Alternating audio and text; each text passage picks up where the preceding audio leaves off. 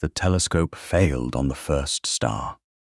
Not after hours of uncertainty, not before an empty observatory where embarrassment might have been contained, but before every patron Marcus Farringdon, Duke of Norchester, had invited to Brackenhurst Hall on that clear September night in 1868.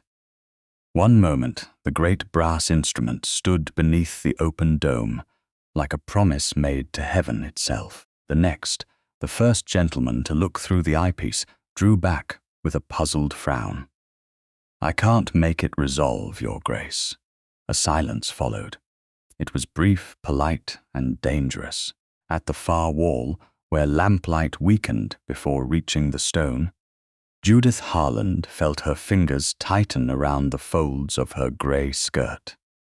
She had known before anyone spoke. She had seen the gentleman turn the focusing wheel too far, then back again, seeking a clarity that should have appeared within seconds.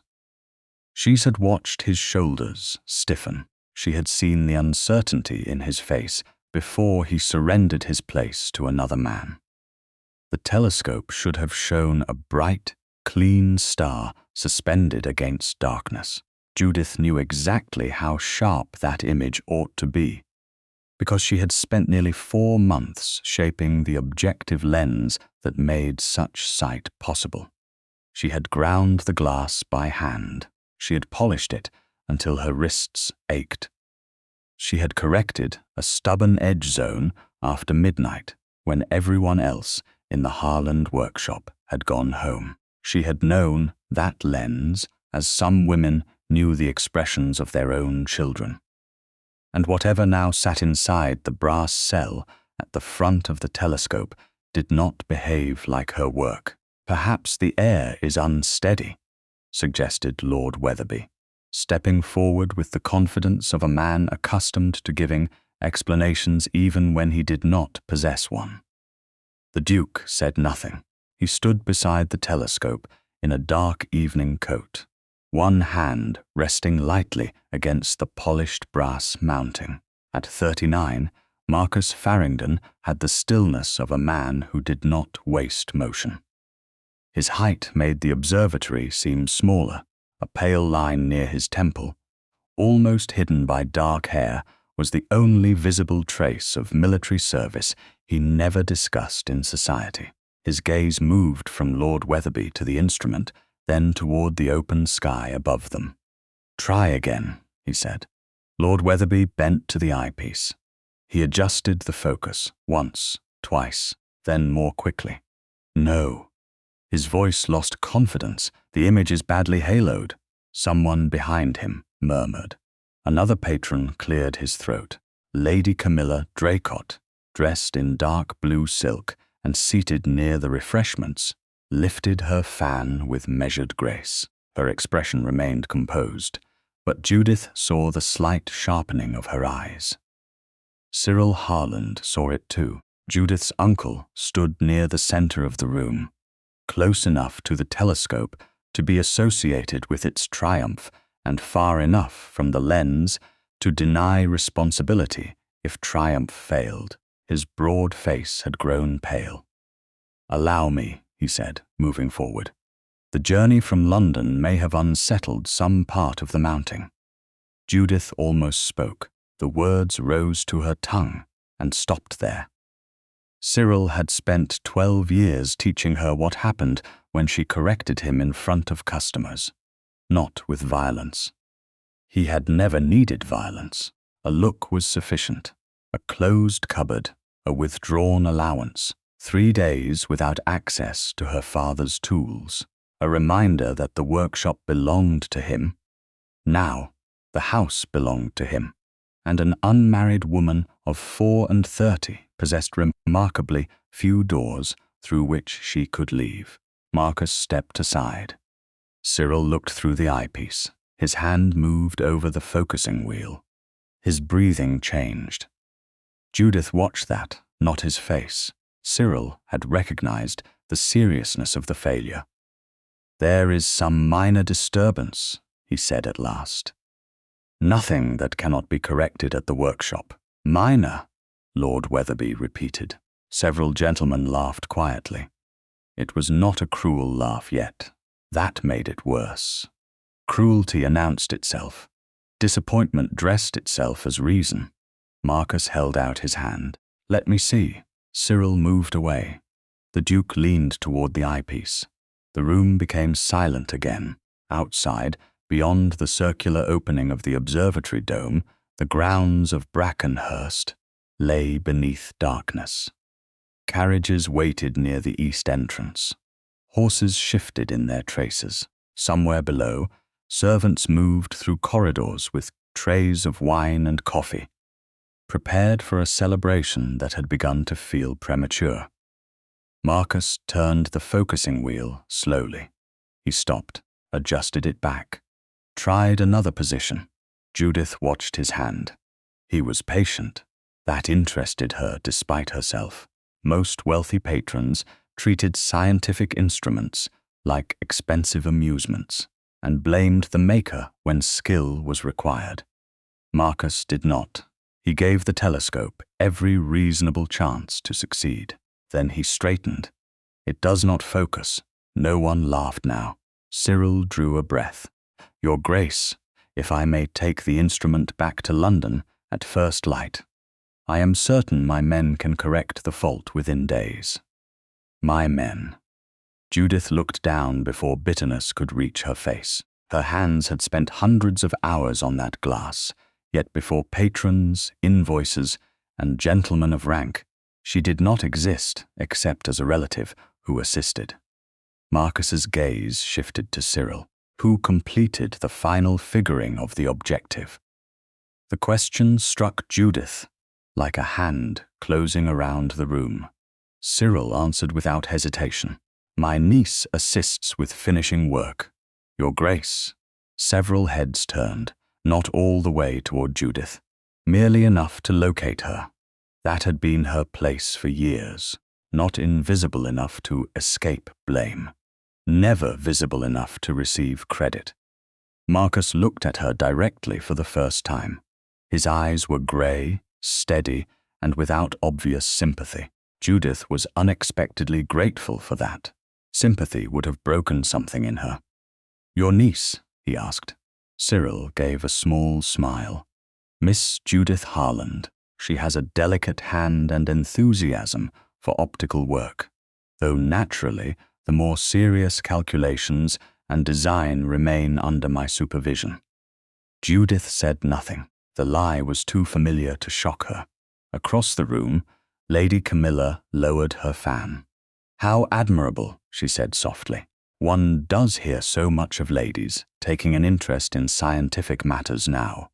Her tone was faultlessly kind. Although enthusiasm can occasionally exceed training.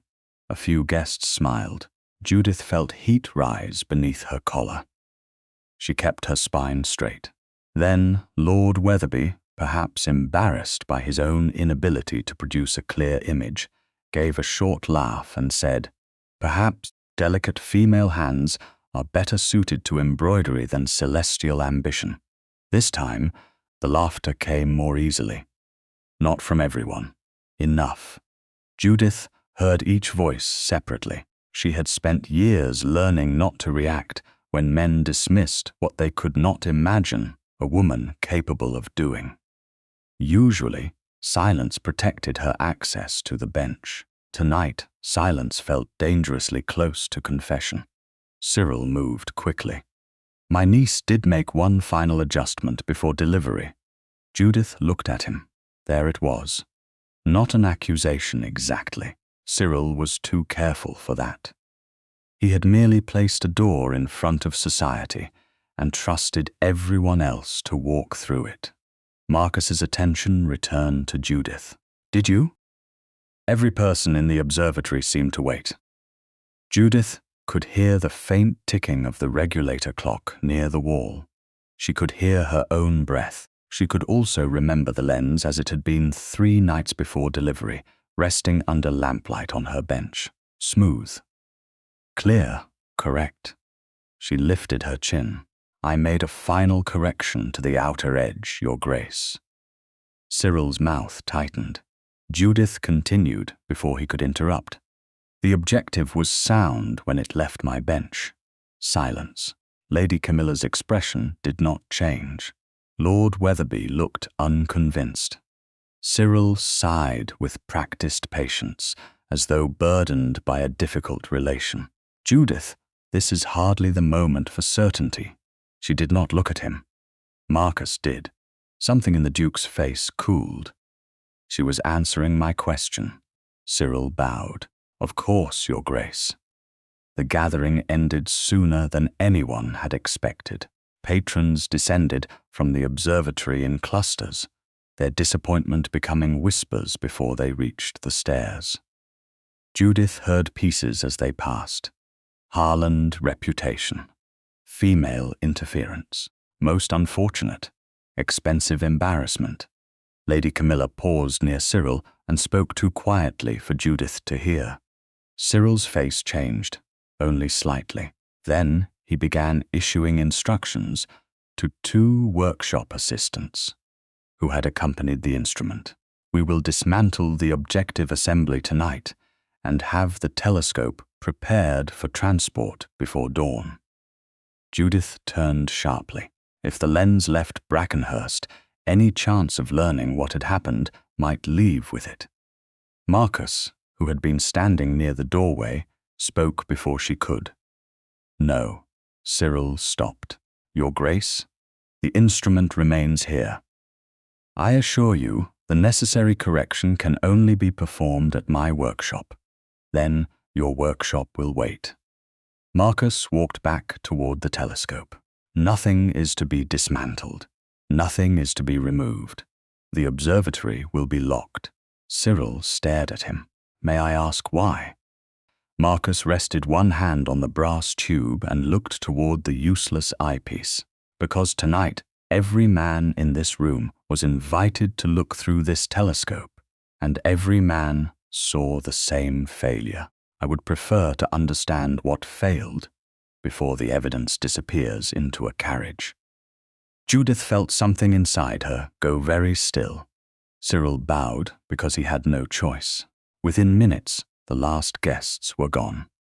Servants extinguished the outer lamps. The observatory doors closed. Marcus turned the key himself. Judith descended the stairs with her uncle in silence, feeling his anger beside her like heat from a banked fire. At the lower landing, she glanced back once. The Duke remained above, alone with the failed telescope. Then she heard his voice through the open stairwell as he addressed his steward. Bring me a bright lamp. I want to see the glass itself. The brighter lamp revealed what ordinary light had concealed. Marcus stood beside the great telescope while his steward, Mr. Bellamy, set the lamp on a narrow table beneath the open dome. Its flame burned steadily behind a glass chimney, sending a concentrated pool of amber light across the brass housing of the objective. The rest of the observatory remained in shadow. Cyril had expected to leave. Judith had expected to be sent away. Instead, the Duke had ordered both of them to remain. You said you wanted the glass examined, Cyril said, his tone carefully controlled. I must caution your Grace that the objective assembly is delicate. Improper handling may cause further damage. Marcus looked at him. Then I am fortunate to have the maker present. Cyril inclined his head. Indeed. Judith said nothing. The word maker had not been directed at her. Not yet. Marcus removed his evening gloves and laid them on the table. Mr. Bellamy, close the inner shutters. I want no draught near the lamp. The steward obeyed. The faint night air disappeared and the flame steadied further. Marcus then turned toward Cyril. How is the objective removed? Cyril hesitated just long enough for Judith to notice. There is no need to remove it tonight. That was not my question. Your Grace, I only mean that the proper tools are at my workshop. Judith knew that was false. The brass retaining ring had been designed to be removed with a simple fitted key. kept in the instrument chest. She glanced toward the chest before she could stop herself. Marcus saw the movement. Miss Harland? Every nerve in Judith tightened. Cyril turned to her. The warning in his face was subtle but familiar. She had lived under that expression for 12 years. Do not contradict me. Do not embarrass me. Remember what you owe. Marcus followed her gaze toward the instrument chest. Is there a tool for the retaining ring in there? Judith took one breath. Yes, Your Grace. Cyril's jaw hardened. Marcus opened the chest himself. Inside, beneath folded cloth and spare fittings, lay a short brass key with 2 small prongs. He lifted it. This? Yes. Marcus looked at Cyril. Then we appear to possess what is required. Cyril gave a restrained smile. If Your Grace insists, I do. Judith should not have felt satisfaction. She did. Marcus handed the key to Cyril. Proceed. Cyril stepped toward the front of the telescope. His fingers were steady, but Judith saw the tightness in his shoulders. He fitted the key into the retaining ring and began to turn. Metal gave with a faint scrape. Once, twice, then the ring loosened. Carefully, Judith said before she could prevent herself. Cyril looked back. I am aware. Marcus's gaze moved between them. Cyril removed the ring and placed it on the table. The objective remained seated in its brass cell. Under ordinary lamplight, it seemed merely imperfect. Clouded, perhaps, though nothing about its surface should have appeared clouded at all. Marcus leaned closer. I see nothing that explains the failure. Nor would I expect Your Grace to, Cyril said quickly. Some optical defects are invisible without workshop testing. Judith looked at the lens. Something was wrong at the outer edge. Not only with the glass itself, but with the way the faint light broke against it. She stepped nearer. Cyril moved slightly, placing himself between her and the telescope. Marcus noticed. Let Miss Harland see it. She has already examined the objective at the workshop. Then she is well placed to compare what she saw then with what is here now. Cyril did not move at first. Marcus did not repeat himself. He simply waited. That was enough. Cyril stepped aside. Judith approached the telescope. The brass cell was nearly level with her chest. She bent toward it, careful not to touch the glass. At first she saw only her own faint reflection. Then she shifted her head. A dull arc appeared near the rim. She stopped breathing. Mr. Bellamy, Marcus said quietly, move the lamp closer. The steward brought it forward by several inches. Judith raised one hand. Lower, please. Bellamy lowered it. The light struck the glass at a sharper angle. Another mark appeared. Then another. Pale, circular zones emerged from the surface, one by one. Ghostly bands where no finished objective should have carried them. Judith went still. Marcus saw her face. What is it? She did not answer at once. Her mind had already returned to the workshop, to abrasive slurry, to the steady rotation of glass against tool, to the patient stages by which rough surfaces became precision. These marks belonged to an earlier state, a rejected state. Not to the lens she had polished and corrected under lamplight for 4 long months. Cyril spoke behind her. Minor surface irregularities. Nothing more. Judith turned. No. The word escaped before fear could stop it. Cyril's expression changed. Judith. Marcus stepped closer. Explain. She looked back at the lens. Those are grinding zones. Silence filled the observatory. Marcus frowned. Grinding marks? Yes. Judith forced herself to continue. A finished objective should not show them. Not like this. The surface should have been polished beyond that stage, and then figured until the curve produced the required focus. Cyril gave a sharp exhale. She is overstating what she sees. Judith ignored him. That was new. The marks are strongest near the edge. They were hidden beneath the retaining ring when the lens was mounted. Marcus looked at the brass ring lying on the table, then at the exposed rim of the glass. Hidden? Covered, Judith corrected. Whether deliberately, I cannot yet say. Cyril laughed once, without humor. You cannot say because you do not know. Marcus turned toward him. Then allow her to finish. Cyril fell silent. Judith leaned closer again. Her heart beat painfully now, not from humiliation, but recognition.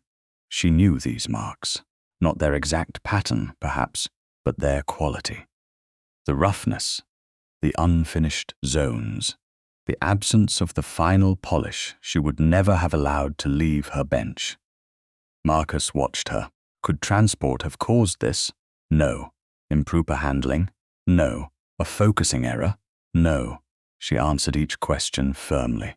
Marcus's eyes narrowed. Then what are we looking at? Judith swallowed. A lens that was never finished. Cyril stepped forward. Or a lens she failed to finish. The words struck hard because the accusation was plausible to anyone who did not know her work. Cyril knew that. He had built his life on the difference between truth and what could be made to sound reasonable. Marcus turned to Judith. Did you make this lens? For one moment, all she could hear was the ticking clock near the wall. The same clock that had measured the silence after the telescope failed. The same clock that had kept time while gentlemen laughed. She looked at the dull arcs beneath the lamp. Then she looked at Marcus. I made the lens that was meant to be here. Cyril's face hardened. Marcus did not move. That is not the same answer. No, Your Grace. Then give me the precise one. Judith folded her hands to keep them steady. I did not finish this objective. Cyril spoke at once. That is absurd. Marcus raised one hand. Cyril stopped. Miss Harland, Marcus said, how certain are you? She met his gaze. Completely. The word seemed to alter the air. Marcus looked toward the lens again. On what basis? Judith stepped closer to the telescope. The pattern is wrong. My final polishing method leaves no such zones. More importantly, the surface does not behave as the objective I completed would behave. Last night, the focal position was wrong. The distortion was too severe. Now these marks confirm that the glass itself was not finished to specification. Cyril shook his head. You expect His Grace to accept your memory over the evidence of the instrument before him. No, Judith said. I expect the instrument to provide better evidence. Marcus looked at her. Something changed in his expression. Not belief. Not yet. Attention. Full and undivided. How? Judith hesitated. Her fingers moved toward the pocket hidden in the folds of her skirt. Inside rested the small brass gauge she had carried for years. The one object of her father's that Cyril had never managed to absorb into the workshop inventory. She had not shown it publicly since her father's death. It was not valuable in the ordinary sense, yet it held measurements no ledger could erase. Marcus noticed her hand. What do you have? Judith drew out the gauge. The old brass was worn smooth at the edges, and her father's initials were engraved near the hinge. Marcus reached toward it, then stopped before touching it. May I?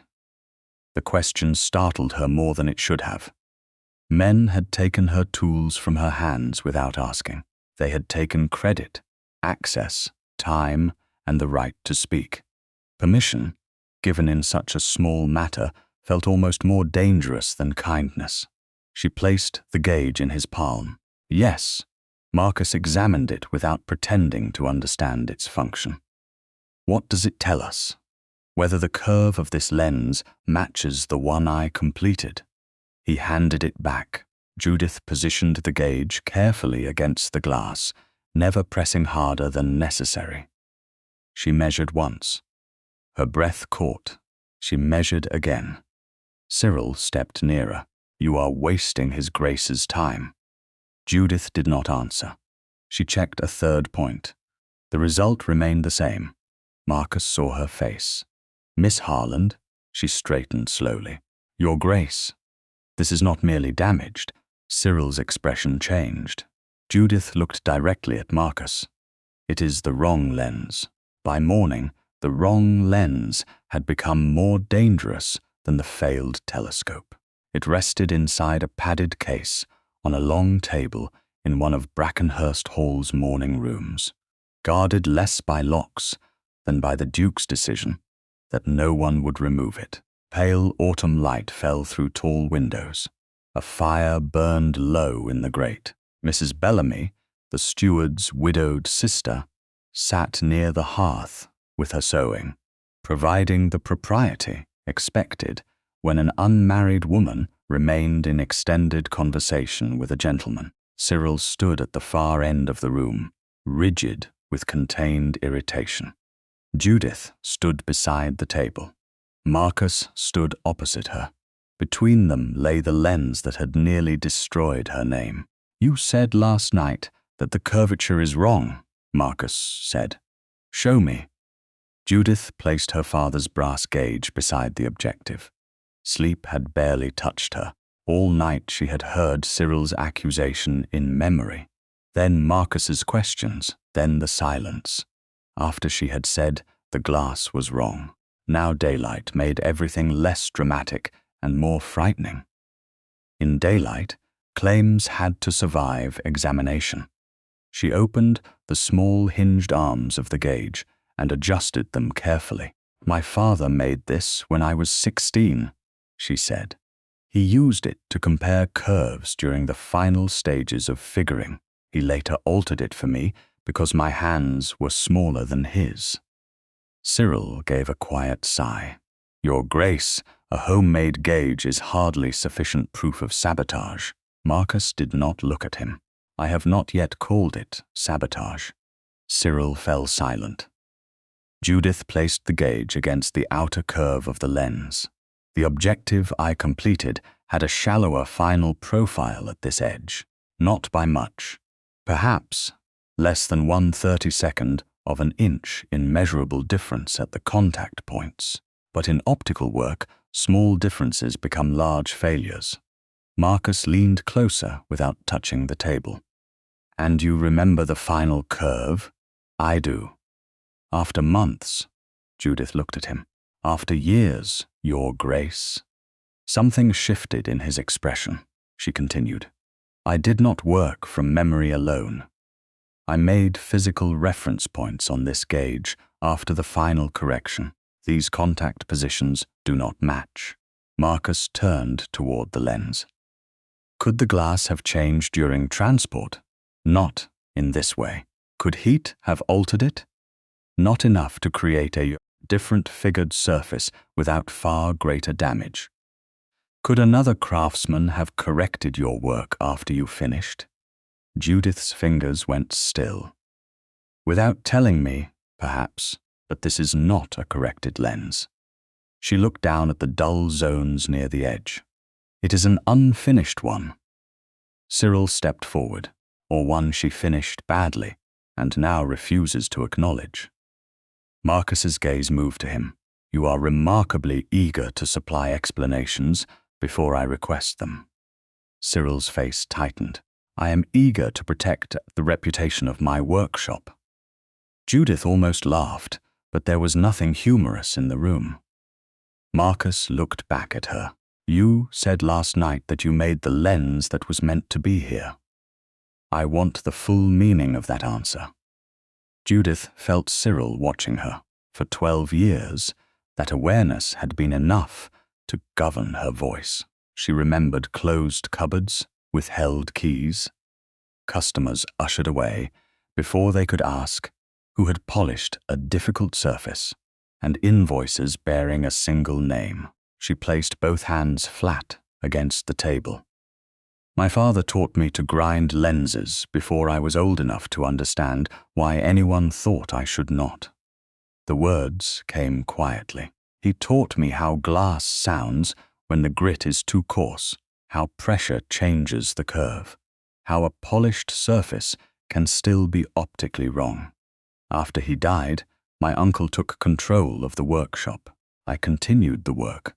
Marcus asked, "What work?" Cyril answered first. "Routine finishing." Judith looked at him. Then she looked back at Marcus. Objectives, repair work, edge correction, polishing, final figuring when the first surface did not produce the proper focus. Marcus held her gaze. Including mine, there it was. The truth she had lived inside without speaking publicly. Judith drew one breath. "Yes," Cyril's voice sharpened. "Judith." Marcus turned. "Do not interrupt her again." The room became very still. Cyril bowed with visible effort. Marcus looked at Judith once more. "Why did your name not appear on the commission?" The answer had existed in her for years, but she had never said it aloud, because the invoices had room for one Harland. Mrs. Bellamy's needle stopped for a heartbeat, then moved again. Marcus did not offer sympathy. Judith was grateful. Instead, he asked, "Can you prove that the lens in this case is not the one you completed?" "I believe so."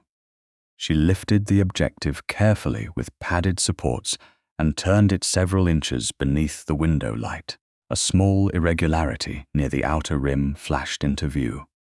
Judith froze. The room disappeared around her. She bent closer. There, almost hidden by the brass seating line, was a shallow crescent-shaped nick. Not damage from travel, not random imperfection, her own mark. Marcus saw her face. "What is it?" Judith pointed. "There." He came around the table. The space between them narrowed, but neither seemed to notice. "That crescent?" "Yes." "What does it mean?"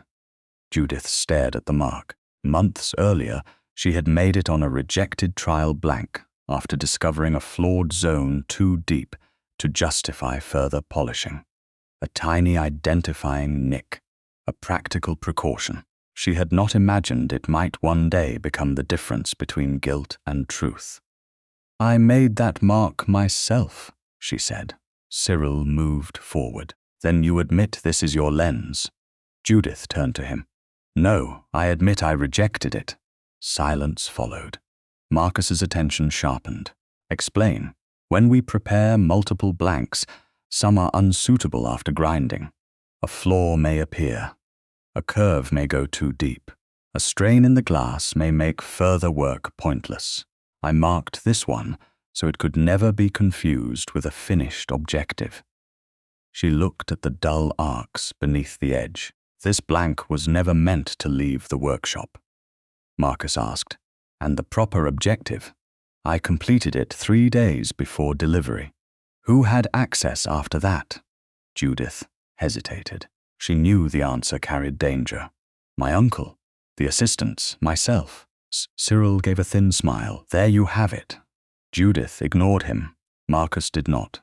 "No, what I have is a rejected lens in my telescope, and a woman who recognized it by a mark she made before it was ever mounted." He faced Judith again. Could anyone else have known what that crescent meant? Perhaps my uncle. Perhaps one of the older assistants. Could the mark have been copied? Yes. Could your gauge be wrong? Yes. Cyril looked almost triumphant. Marcus continued before he could speak. "Could you be mistaken about the lens you finished?" Judith met his eyes. "No." The certainty surprised even her. Marcus studied her for several seconds. Then he walked to the writing desk near the window and pulled a sheet of paper toward him. "Mr. Bellamy." The steward stepped forward. "Your Grace." "Send for my solicitor's clerk in Oxford and for Mr. Avery, the independent instrument maker who inspected my smaller telescope last spring. I want an outside opinion on this glass." Cyril's face changed. "Your Grace, that is unnecessary. It is now necessary because you object to it." Marcus dipped a pen into ink. "Miss Harland, I am commissioning you directly to determine how a rejected blank entered my telescope and whether the instrument can be restored." Judith stared at him. "Directly? Under your own name?" Cyril stepped forward. "You cannot seriously intend to place a ducal commission in the hands of a woman without standing." Marcus looked up. "I have just done so." He wrote several lines, sanded the page, then turned it toward Judith. Her name appeared clearly beneath the terms. Miss Judith Harland. Not niece, not assistant, not the invisible hand behind another man's reputation. Her throat tightened, but she did not allow herself to look away. "There is one condition," Marcus said. "You will tell me what you know, even when the truth is inconvenient." Judith thought of the workshop, of her father's remaining notebooks, of the room she occupied because Cyril permitted it, of everything that could be taken from her. Then she picked up the pen. "I can promise that," she signed. The scratch of the nib sounded impossibly loud. Cyril waited until the document had been witnessed before speaking again. His voice was calm now, too calm. "Judith, may I have a word with you?" Marcus's eyes moved between them. Judith knew refusal would only postpone the threat. "Yes." They stepped into the adjoining gallery, leaving the door open behind them. Cyril waited until they were several yards away. "You have made a grave mistake." His voice barely rose above a whisper. "If you continue this performance, you will not return to my house." Judith felt cold spread through her chest. He continued, "Your allowance will end. Your access to the workshop will end. Your father's papers will remain where they belong." "Where they belong?" she asked. "With the business he left behind. He taught me from them. He left no legal instruction giving them to you." There it was, the cage, stated plainly. Judith looked toward the open morning room door. Marcus stood inside beside the table, not close enough to hear. He did not intrude. He did not rescue her from a conversation she had chosen to have. Cyril leaned closer. "Withdraw. Say you were mistaken. Let the instrument return to London." Judith looked back at him. "And the proper objective?" For the first time, his composure slipped, only slightly. "Enough." Judith saw it. "What proper objective?" he asked. She held his gaze. "The one I made." Then she walked back into the morning room. Marcus looked at her, but did not ask what Cyril had said. Judith crossed to the table and rested her fingertips beside the rejected lens. Her fear remained. So did the contract carrying her own name. Marcus broke the silence. "Tomorrow I am visiting the Harland workshop."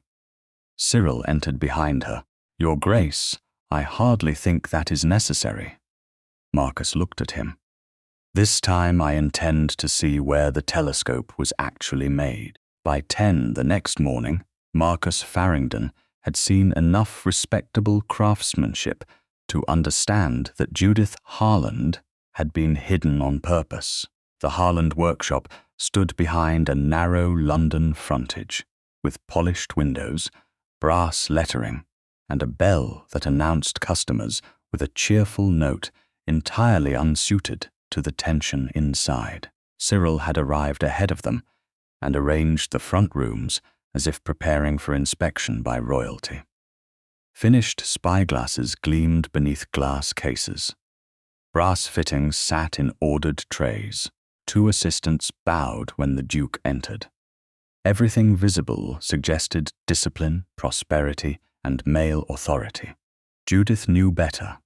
She walked behind Marcus and his steward, Mr. Bellamy, with her father's gauge in her pocket, and the newly signed commission folded inside her reticule. The paper had not made her fearless. It had merely given fear a rival. Cyril spread one hand toward the main workroom. "As your Grace can see, our methods are exacting. Every instrument passes through several trained hands before delivery." Marcus surveyed the benches. Which one is Miss Harland's? No one answered. Cyril smiled. My niece assists where needed. Judith looked at the wooden partition at the rear of the room. Marcus followed her gaze. There, Cyril's expression tightened. A secondary bench, hardly suitable for inspection. Then it should be quick. Marcus walked toward it. Cyril had no graceful way to prevent him. The partition door opened with a sticking scrape.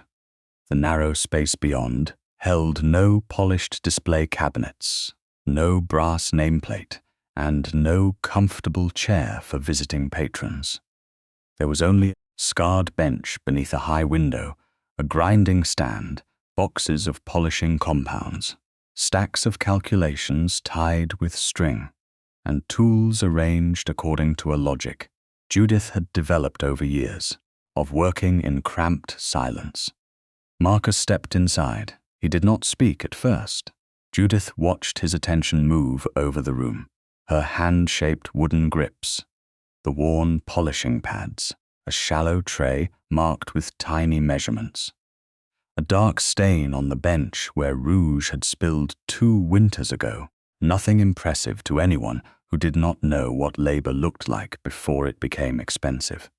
This is yours? He asked. Yes. All of it? The workbench, most of the hand tools.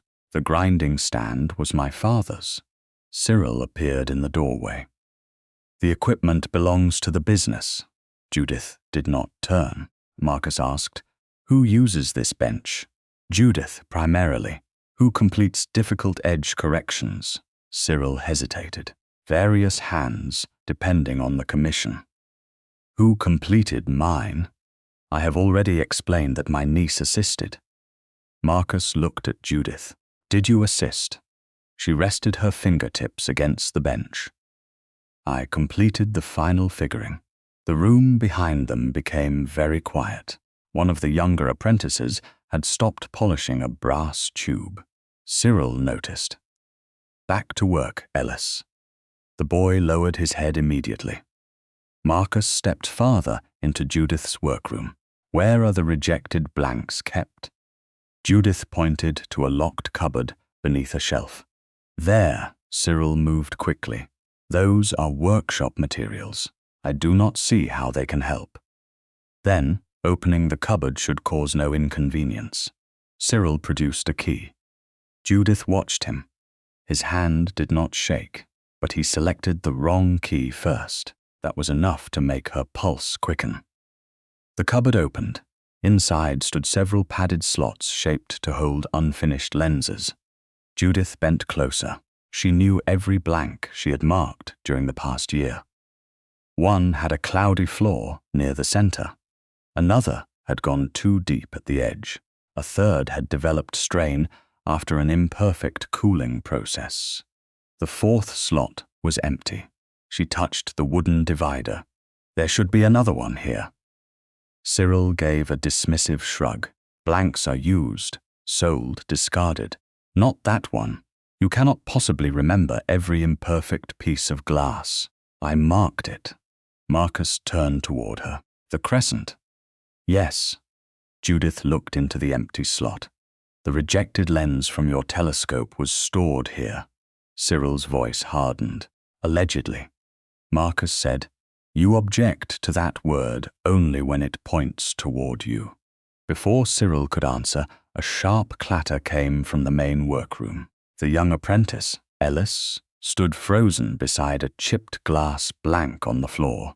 One of the older assistants swore under his breath. Cyril crossed the room at once. What have you done? The boy went pale. I didn't mean to, sir.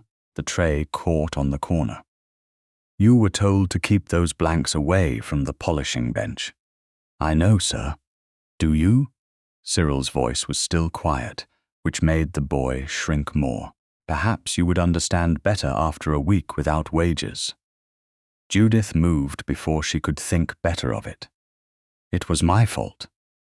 Cyril turned slowly. What did you say? I shifted the tray yesterday afternoon before we left for Brackenhurst.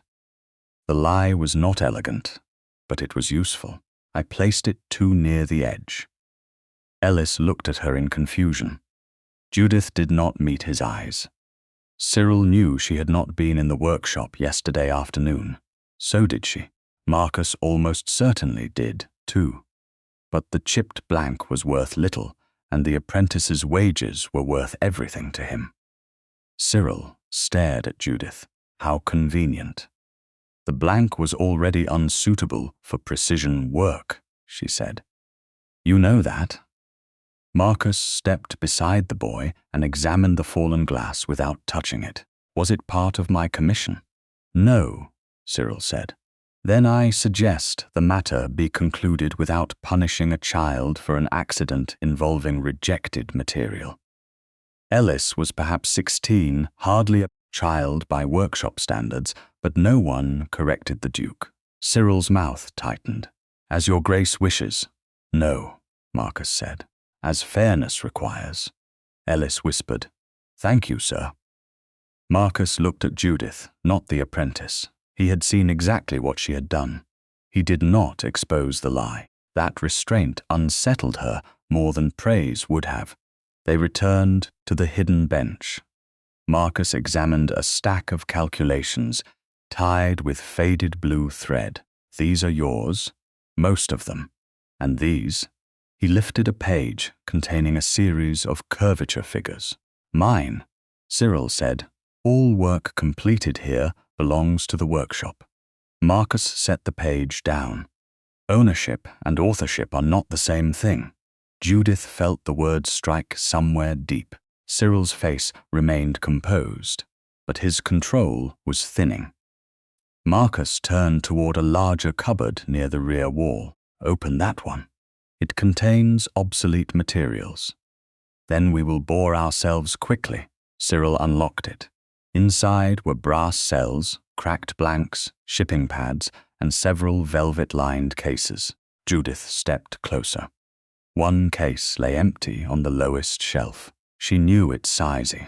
She knew the faded indentation in the lining where an objective lens had rested. That was used for the Norchester lens. Marcus looked at her. The finished one? Yes. Cyril said. There were several cases used during transport. Judith shook her head. No, this lining was cut for the final objective. Marcus crouched to inspect it. When did you last see the lens inside? The night before delivery. Who had access after that? Judith answered carefully. My uncle. The senior assistants. Myself. Anyone else? A voice came from behind them. I saw someone take a case out.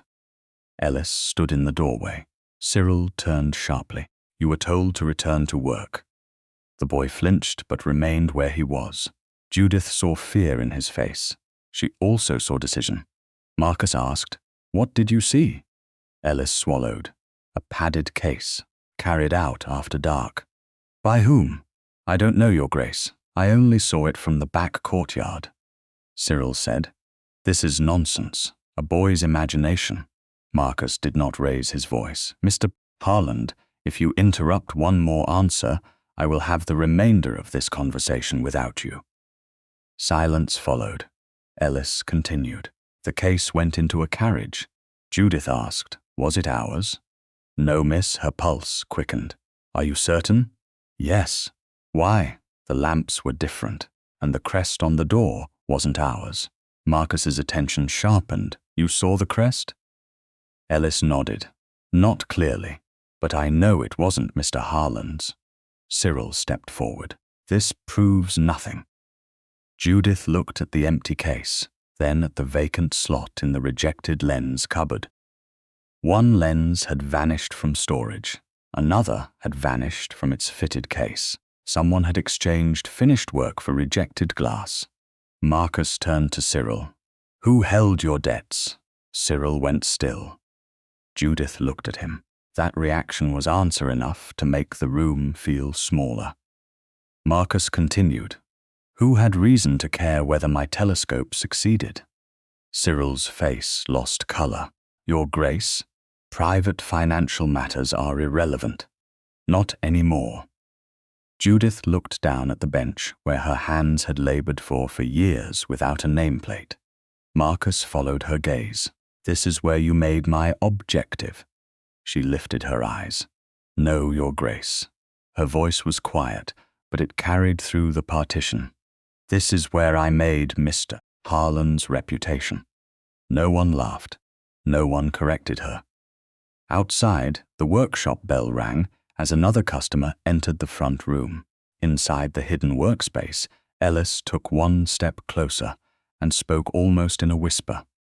"Miss Harland, there's something else." Judith turned. The boy looked at Cyril, then at Marcus, the carriage that took the padded case away. It came back 2 nights later. Marcus asked, "Empty?" Ellis shook his head. "No, Your Grace. Someone carried another case inside." The carriage was no longer the only thing Judith could not stop thinking about.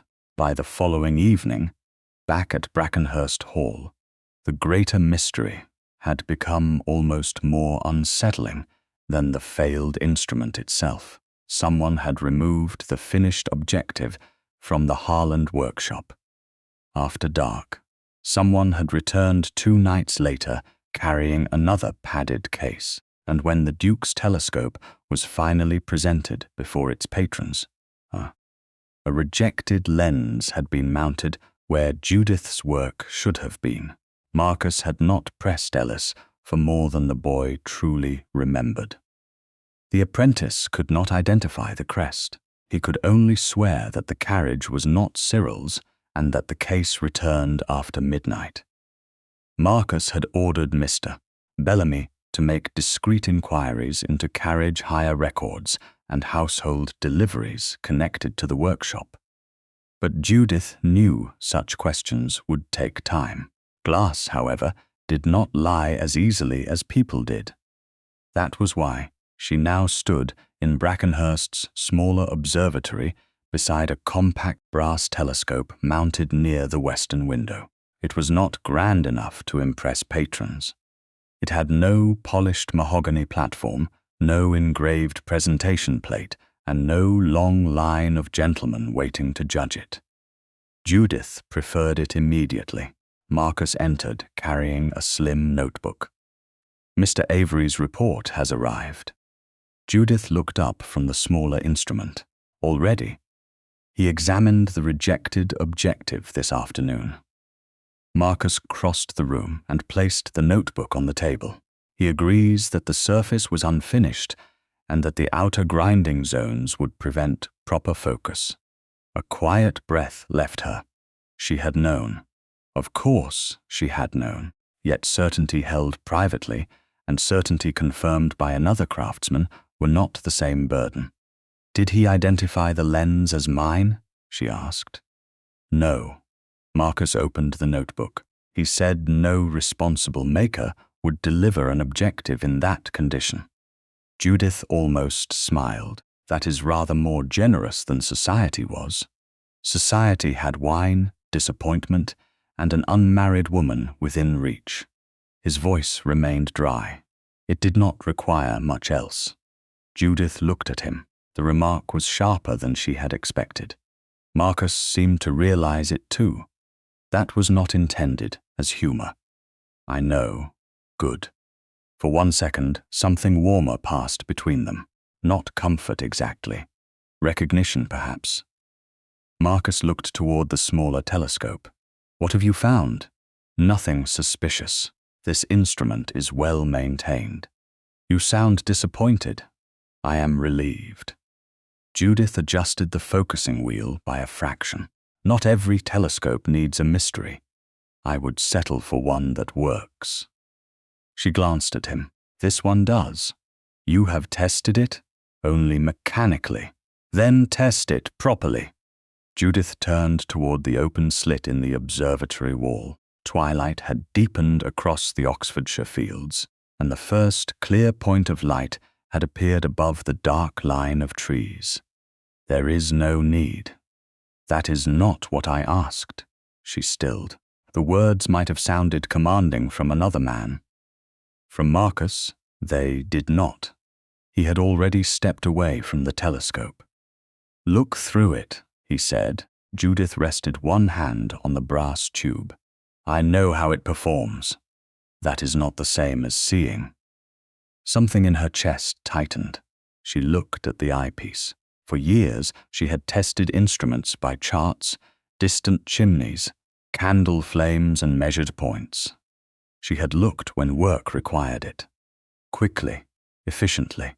Never because she wished to remain. Never because the view belonged to her. "I have work to do," she said. "So do I." Marcus closed Mr. Avery's report.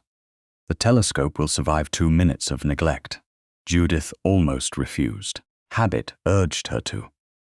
Pleasure was dangerous when usefulness had become the price of staying welcome anywhere.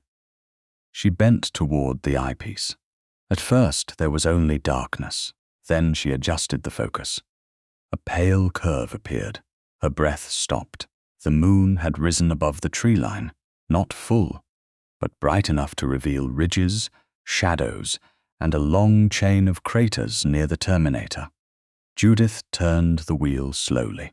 The image sharpened. She had corrected more lenses than she could count. She had made glass clear for merchants, surveyors, military officers, and gentlemen who liked to speak about the heavens after dinner. Yet she had almost forgotten what clarity felt like when no one was waiting behind her to ask whether the instrument was finished. Marcus said nothing. That silence was a kindness. Judith remained at the eyepiece longer than she intended. The moon's surface seemed both distant and intimate, scarred by shadows, luminous despite them. She drew back only when she remembered she was not alone. Marcus stood near the table, watching her with an expression she could not name. "What?" she asked. "Nothing. That is not true."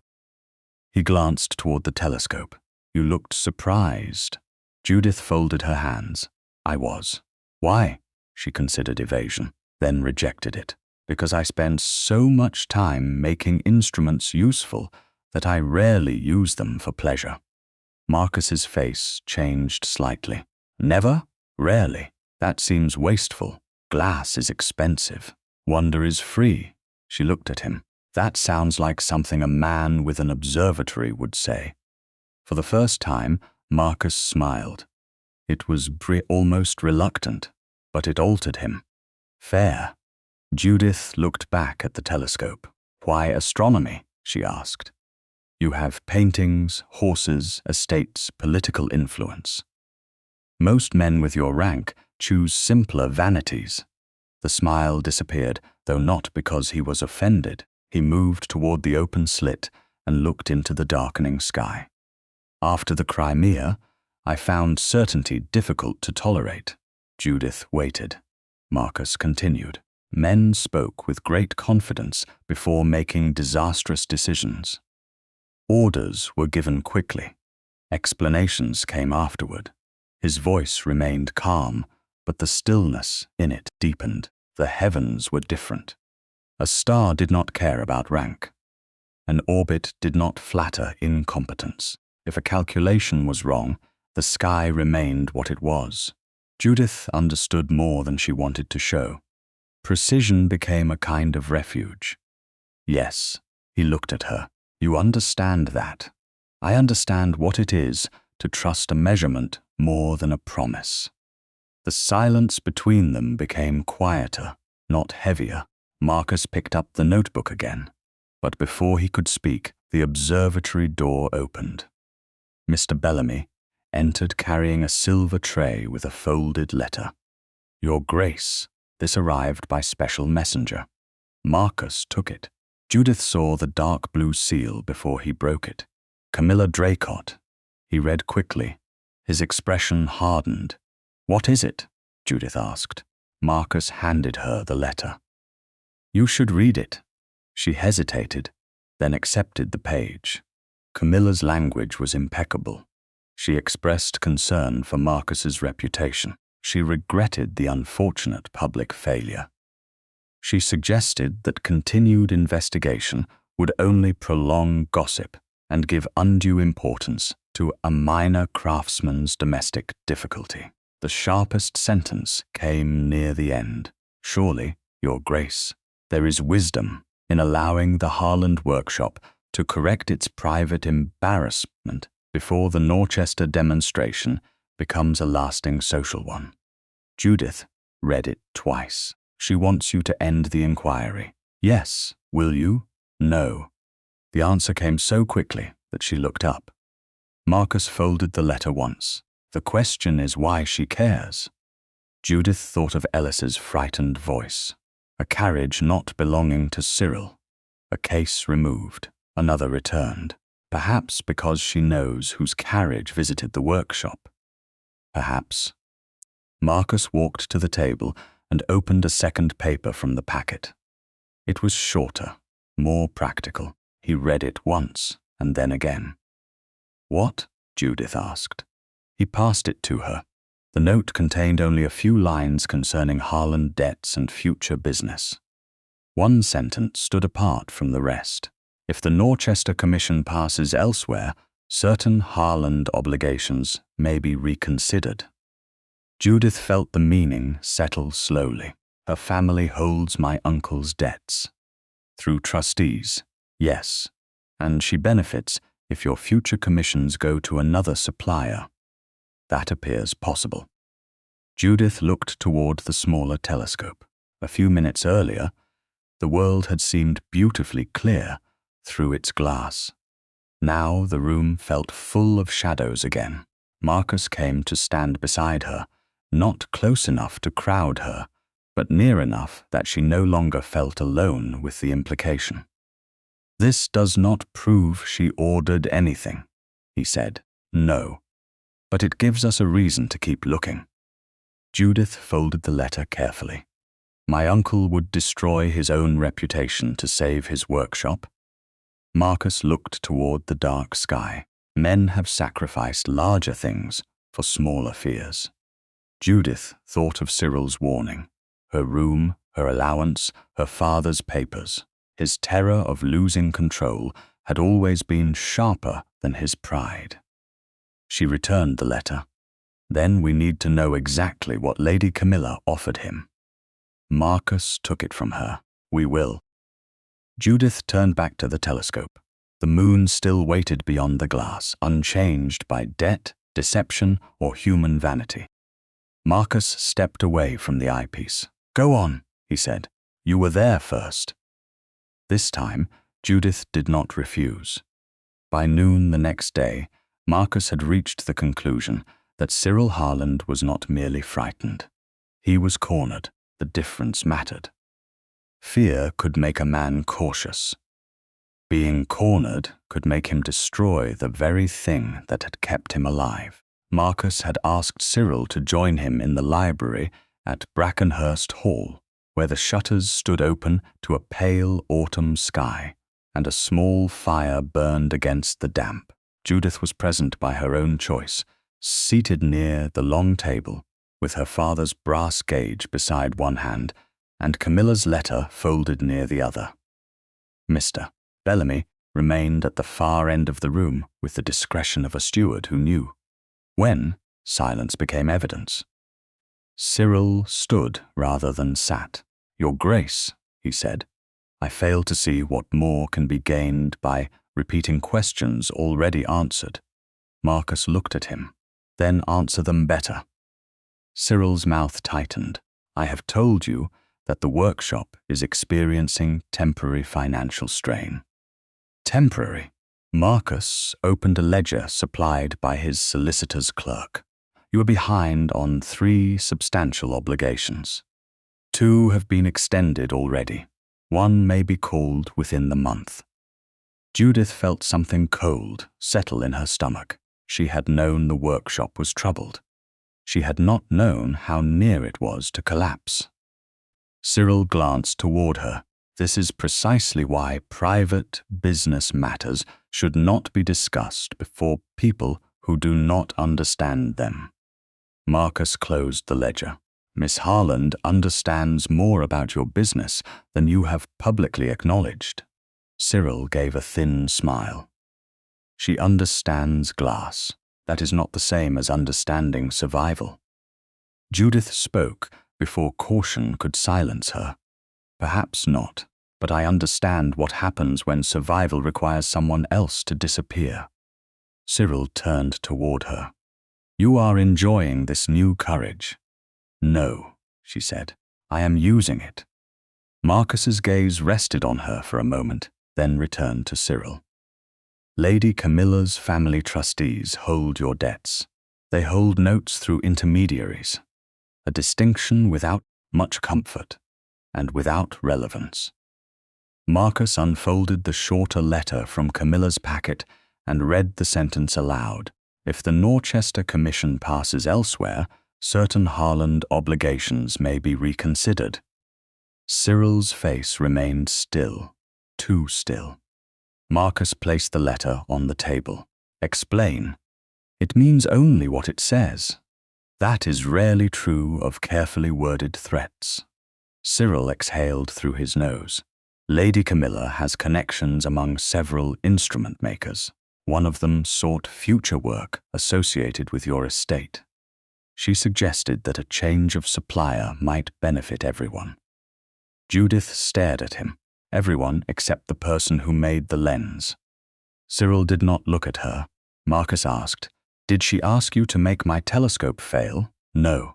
Did she ask you to substitute a rejected lens? No. Did she tell you that your debts might be eased if my commission passed elsewhere? Cyril hesitated. Not in those exact words. What words did she use? She said that a poor public result might make a change of supplier seem natural. Silence followed. Judith felt the cruelty of the sentence precisely because it had been phrased without cruelty. No command, no explicit crime, only an invitation to understand what profitable failure might accomplish. Marcus leaned back in his chair. And what did you understand? Cyril's face hardened. That I was expected to protect my workshop. Judith's hand closed over the edge of the table. By ruining the telescope, do not be dramatic. The lens was changed. You cannot prove who changed it. Not yet. Cyril looked at her then. The contempt in his eyes was familiar, but fear had joined it. You mistake His Grace's temporary interest for power of your own. Marcus's voice became very quiet. You will address Miss Harland with respect in my house. Cyril bowed stiffly. Of course, Marcus continued. Did you intend the telescope to fail permanently? No. The answer came too fast. Judith heard it. So did Marcus. Then temporarily? Marcus asked. Cyril said nothing. Judith watched him. You wanted the demonstration postponed. Cyril's eyes moved toward her. She understood. The shape of the plan became clear. A failed instrument. A public embarrassment. A reason to withdraw the commission. Another supplier stepped in. Camilla's trustees delayed the debts. Cyril's workshop survived. Judith remained invisible because any recognition of her skill would raise questions he could not afford. Marcus said, You have been very careful not to deny the financial arrangement. Because debt is not sabotage. No, but motive matters. Cyril gave a strained laugh. Motive? Your Grace, you speak as if this were some criminal inquiry. It is a failed lens. Judith looked down at her brass gauge. It is also the lens that was placed where my finished work should have been. Cyril turned to her. And you still have not explained why you reopened the case after final inspection. The room seemed to narrow. Marcus looked at Judith. What does he mean? She had known this moment would come. She had simply hoped for more time. On the final evening before delivery, I opened the case without my uncle's permission. Cyril's mouth curved slightly. At last. Marcus did not look at him. Why? Judith answered honestly. Because during the last test, I noticed a slight flare at the outer edge. Very small. Most customers would never have seen it. I did. So you reopened the objective? Yes. Alone? Yes. And corrected it? Yes. Did anyone witness you close the case? No. Cyril stepped closer to the table. Then she had motive, access, and opportunity, if we are to use such dramatic language. Judith kept her eyes on Marcus. I know how it sounds. Do you? Cyril said. You were angry that your name did not appear. You opened the case in secret. The telescope failed. Now you claim the lens is not yours. Marcus raised one hand. Enough. Cyril stopped. Judith's face burned, but she did not look away. Marcus asked, Why did you not tell me this sooner? Because it weakens my position. That is not an answer. Yes, it is. She spoke more softly. The truth does not become less true because it is inconvenient. Something in Marcus's expression changed. He studied her for a long moment. No, he said, it does not. Cyril's confidence faltered. Marcus turned toward him. You said your workshop was near collapse. How near? That is private. How near? Cyril's silence lasted too long. At last he said, Close enough that one major failure could end it. Judith felt the answer more deeply than she expected. For years, the workshop had been prison, inheritance, livelihood, and the last place where her father's tools remained. She had imagined leaving it many times. She had never imagined it ceasing to exist. Marcus asked, and one favorable arrangement. Cyril looked toward the fire. Might save it, at the cost of my commission. At the cost of a demonstration, Cyril said sharply. Do you think men of rank understand what happens when credit disappears? When suppliers refuse glass? When wages are due and customers delay payment because they can? One failed evening would have been survivable for you. Judith's voice came quiet. Not for me. Cyril looked at her. She continued. You knew exactly who would be blamed. He said nothing. That silence hurt more than denial. Marcus rose. The movement ended the interrogation more effectively than any command. You will remain available for further questions. You will not remove, alter, or destroy any workshop records, tools, or stored glass connected to this commission. Cyril's face went pale. You cannot dictate the affairs of my business. I can decide where my patronage goes. I can also decide whether other gentlemen are informed that a rejected lens was mounted in my telescope, while its maker stood publicly blamed. Cyril stared at him. Marcus's voice remained calm.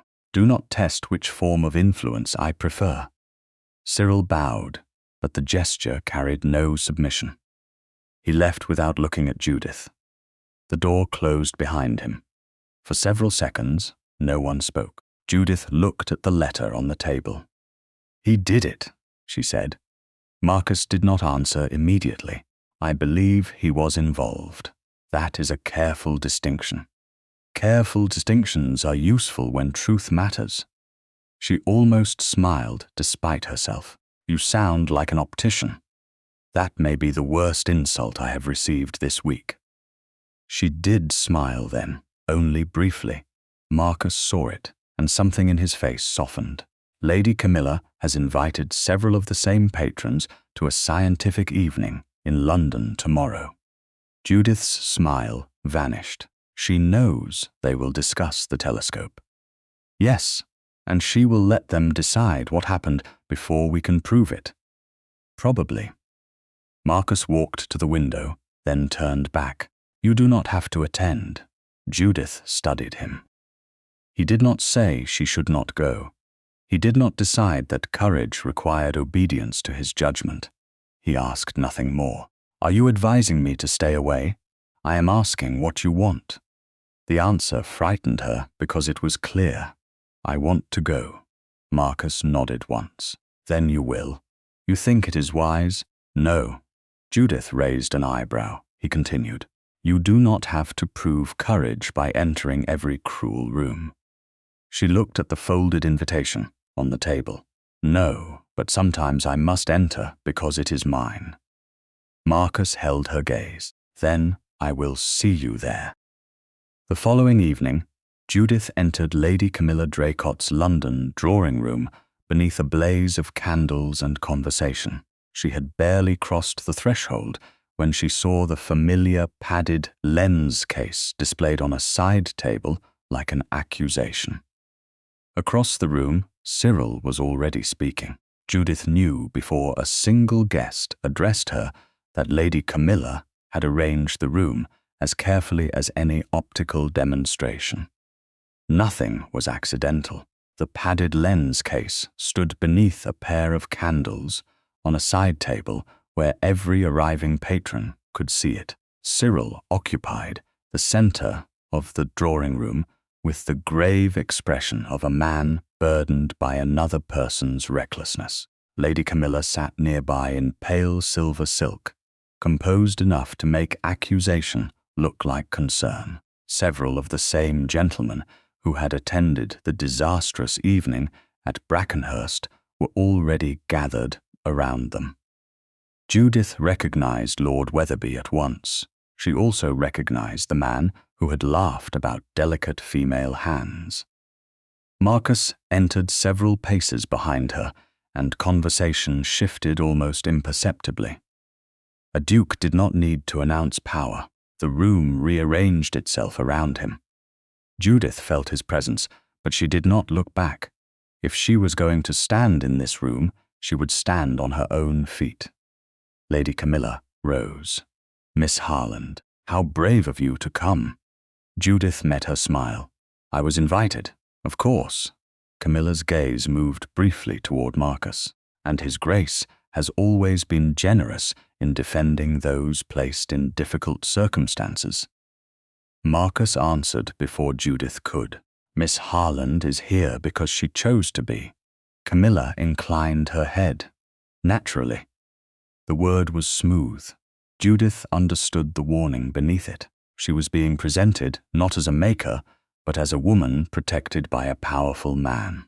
Cyril saw the advantage. "Perhaps this is for the best," he said. "The matter has already caused enough confusion." Judith turned toward him. Then clarity should help. A few heads lifted. Cyril's expression tightened. Lady Camilla gestured toward the chairs. "We are among friends. There is no need for hostility." Judith almost smiled. In her experience, people who intended cruelty often preferred to conduct it while insisting on civility. Camilla waited until everyone had settled. Then she began with a question so mild that no one could call it an attack. "Miss Harland, is it true that you reopened the Norchester objective case after final inspection?"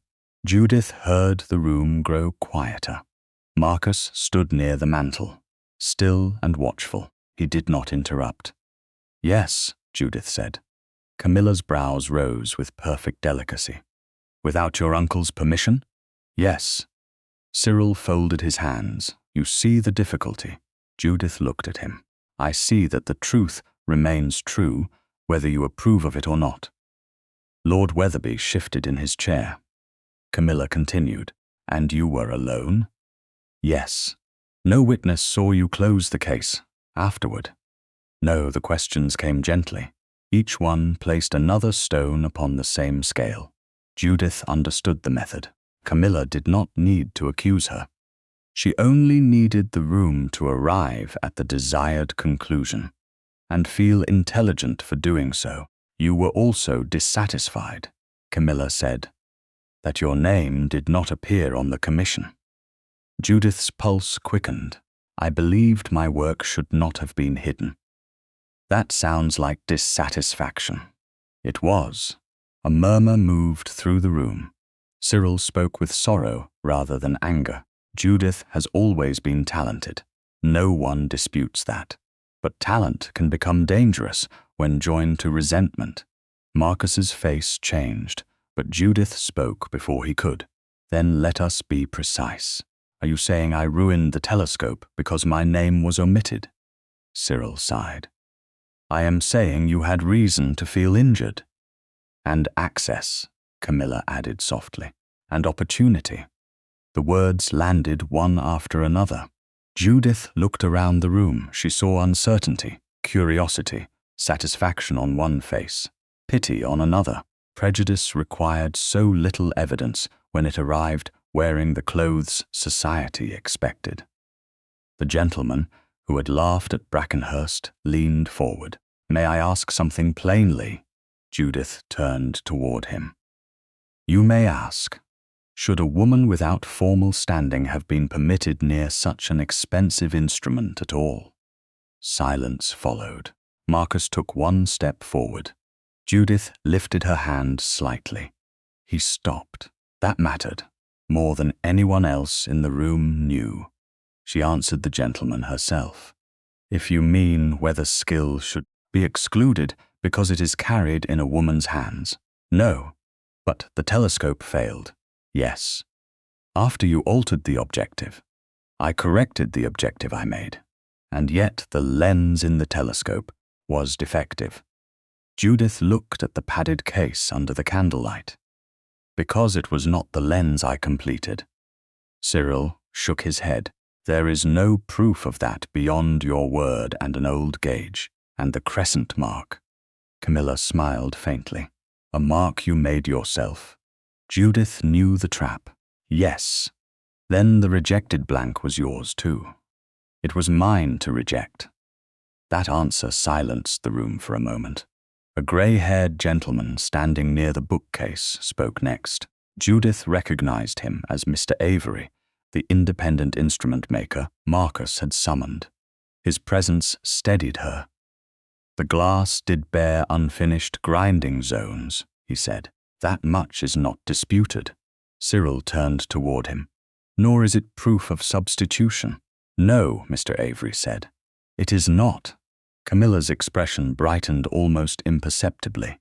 Then another man, older and broad-shouldered, stepped closer to the lens case. Judith had seen him only once before, at a trade exhibition years ago. Mr. Samuel Croft, an instrument maker known for blunt judgments and little patience with fashion. He looked at Judith. "You say that lens was a rejected blank." "Yes. And you say you can identify why it failed." "Yes. Can you correct it?" The room went completely still. Judith felt the question before she fully understood it.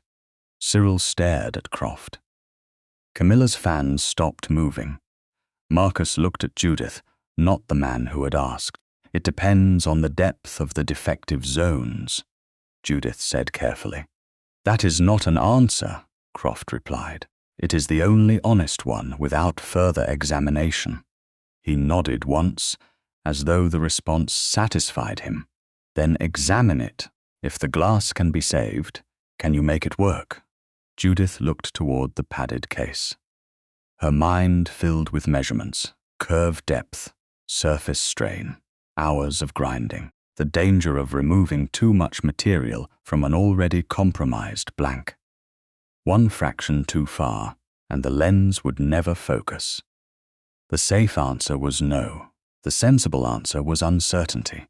The answer expected from a woman under public accusation was probably silence. Marcus came closer, but stopped at her side. "You do not have to answer now," he said quietly. Judith looked at him. "No. No, you do not? No, I am not certain." He held her gaze. There was no disappointment in his face, only attention. She looked back at the lens, then at Cyril. He was pale now, not triumphant, afraid. Camilla's composure had tightened by a degree. Judith understood something then. They had expected the defective lens to remain evidence of failure, dead glass, an accusation that could be displayed, discussed, and interpreted. They had not expected her to claim it. She turned toward Croft. "Yes." A murmur passed through the room. Croft narrowed his eyes. "You can save it." Judith forced herself not to soften the answer. "I believe I can." Cyril stepped forward. "This is absurd." Judith looked at him. "Why?" "Because you are staking your reputation on damaged glass." "What reputation?" she asked. The words silenced him. Judith continued. The reputation on your sign, the reputation on your invoices, the one built at my bench. Cyril's face hardened. Camilla rose. Miss Harland, surely this spectacle proves nothing. Judith looked at her. Then you should not fear it. For the first time, Camilla had no immediate answer. Judith turned back toward the room. The lens that failed at Brackenhurst was a rejected blank marked by my own hand. I did not finish it then. I will finish it now, Lord Wetherby asked. And if it fails again? Judith felt fear move through her with perfect clarity. She did not deny it. Then it fails under my name. Marcus looked at her. Are you certain? She answered him honestly. No. Something changed in his face. Not alarm, respect. Judith turned toward the padded case. But courage is not certainty. Then she looked at Cyril. Let the same lens judge me twice. The room broke into whispers. Croft nodded once. Mr. Avery looked almost pleased. Camilla remained very still. Cyril crossed the distance between them only after the other guests began speaking among themselves. He stopped close enough that no one else could hear. You have just wagered your name on glass I can still destroy. Judith turned her head slowly. His face carried no doubt now, no careful denial, only warning. She looked past him toward Marcus, who was watching them from across the room. Then she looked back at Cyril. You should have thought of that before I stopped being afraid of losing it. Judith left Lady Camilla Draycott's drawing room with a decision already made. By the time her hired carriage reached the Harland house the following morning, she had stopped asking whether she could afford to leave. The better question was whether she could afford to remain. Cyril had returned before her. She knew because his gloves lay on the hall table and the drawing-room door stood partly open, revealing the edge of his coat near the fire. Judith did not enter. She went upstairs, closed her bedroom door, and looked at the room that had contained nearly 12 years of obedience. There was little to pack. 4 dresses, suitable for daily wear, 2 better gowns, a small box of letters from her father, a silver-backed hairbrush, her reticule, her father's brass gauge. She placed the gauge inside its worn leather wrap and set it at the center of the open trunk. For years, she had imagined leaving in moments of anger.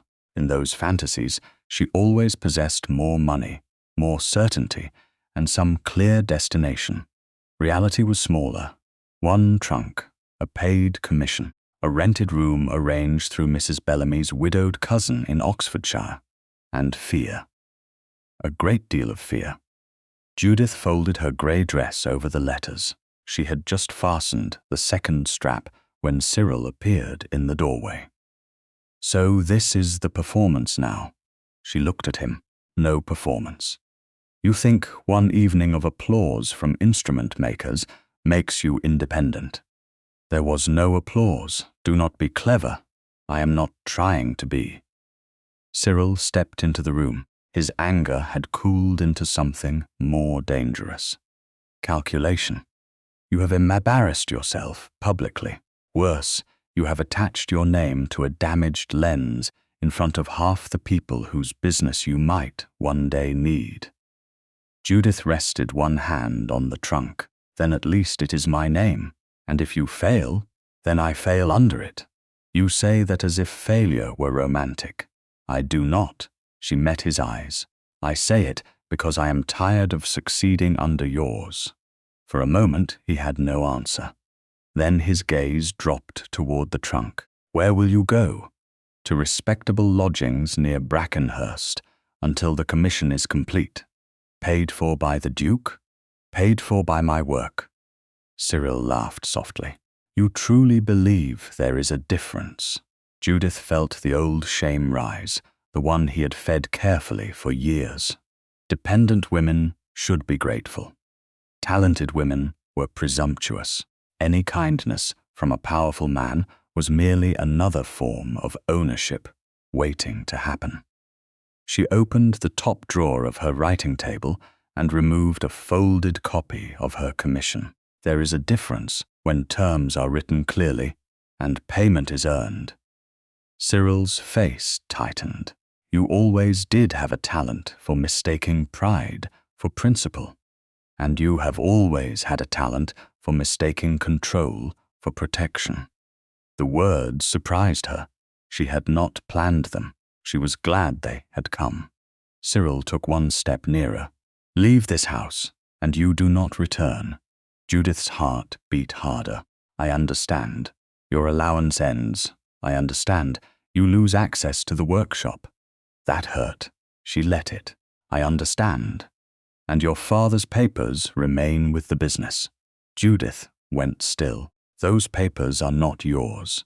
They are part of the workshop records. They contain his private notes, then prove ownership. The cruelty of it was not loud. It did not need to be. Judith looked at the man who had spent years using her work, her silence and her dependence as if they were inherited assets. Then she lifted the trunk strap and pulled it tight. Keep the papers for now. Cyril stared at her. For now, I know his methods. I know what he taught me. You can lock away paper. You cannot lock away what I learned. His face changed. That was when Judith understood how deeply he had relied on her believing otherwise.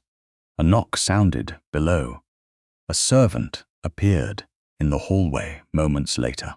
Miss Harland, a carriage from Brackenhurst has arrived. Judith turned sharply. Cyril's mouth curved. Of course it has. She went downstairs with him following. Marcus stood in the entrance hall with Mr. Bellamy beside him. He had not entered the drawing room or made himself comfortable. He simply waited near the open door in a dark morning coat, hat in hand.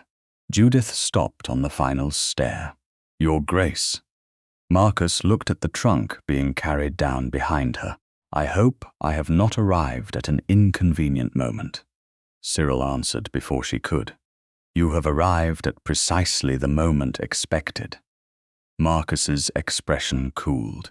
Judith descended the last step. I did not ask His Grace to come. No, Marcus said. Mrs. Bellamy informed me that your lodging arrangements were complete and that a carriage would be needed. He looked at Judith, not Cyril. I came to ask whether you wished to use mine. There was the difference again. Not command, not assumption, a question. Judith glanced at the waiting carriage outside. Thank you, but I have already hired one. Marcus nodded once. Then I will not interfere. Cyril gave a dry laugh. How noble. Marcus turned toward him. Be careful, Mr. Harland. Sarcasm is most effective when the speaker possesses some moral advantage. Silence settled over the hall. Judith nearly smiled. Nearly. Marcus looked back at her. The workroom at Brackenhurst is ready. Already? You made the challenge publicly. I assumed delay would favor your enemies. Judith glanced toward Cyril. That assumption is sound. Marcus continued. I also arranged for 2 independent craftsmen to observe the work at intervals, not to supervise you, to prevent anyone from later claiming the lens was secretly replaced. She stared at him. He had understood the danger precisely. That is wise. Mr. Avery agreed. Mr. Croft will attend when possible. Cyril folded his arms, and the Duke's generosity continues. Judith felt anger rise, but Marcus answered first. No. His voice remained calm. Miss Harland is under paid commission. The workroom is provided because the instrument belongs to me. Her tools are another matter. He looked at Judith. I had intended to offer a complete set. She stiffened. Marcus saw it immediately. And you are going to refuse? Yes. Then propose better terms. Judith had not expected that. She thought for a moment. Rental of the larger tools and polishing stands. In writing. Charged against the commission. Marcus nodded. Agreed. Cyril's expression shifted from contempt to unease. The arrangement gave him no opening, no charity to mock, no dependency to exploit. Judith looked at Marcus. "Thank you, you negotiated it." He glanced toward the carriage. "You should go before the weather turns." Judith stepped outside. The morning air was cool, carrying the smell of damp stone and approaching rain. Her trunk was secured behind the hired carriage. For one moment, she looked back at the house. She had entered it at 22, frightened and grateful for a place to live. She was leaving at 34 with less certainty and more self-respect than she had ever possessed. Cyril stood in the doorway. He did not say goodbye.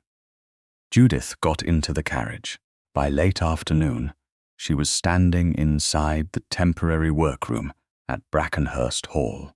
It had once been used for estate repairs and contained a long central bench, high windows, locked storage, and enough light for delicate work. Her rented tools were already arranged to one side. The rejected lens rested inside its padded case beneath a clean white cloth.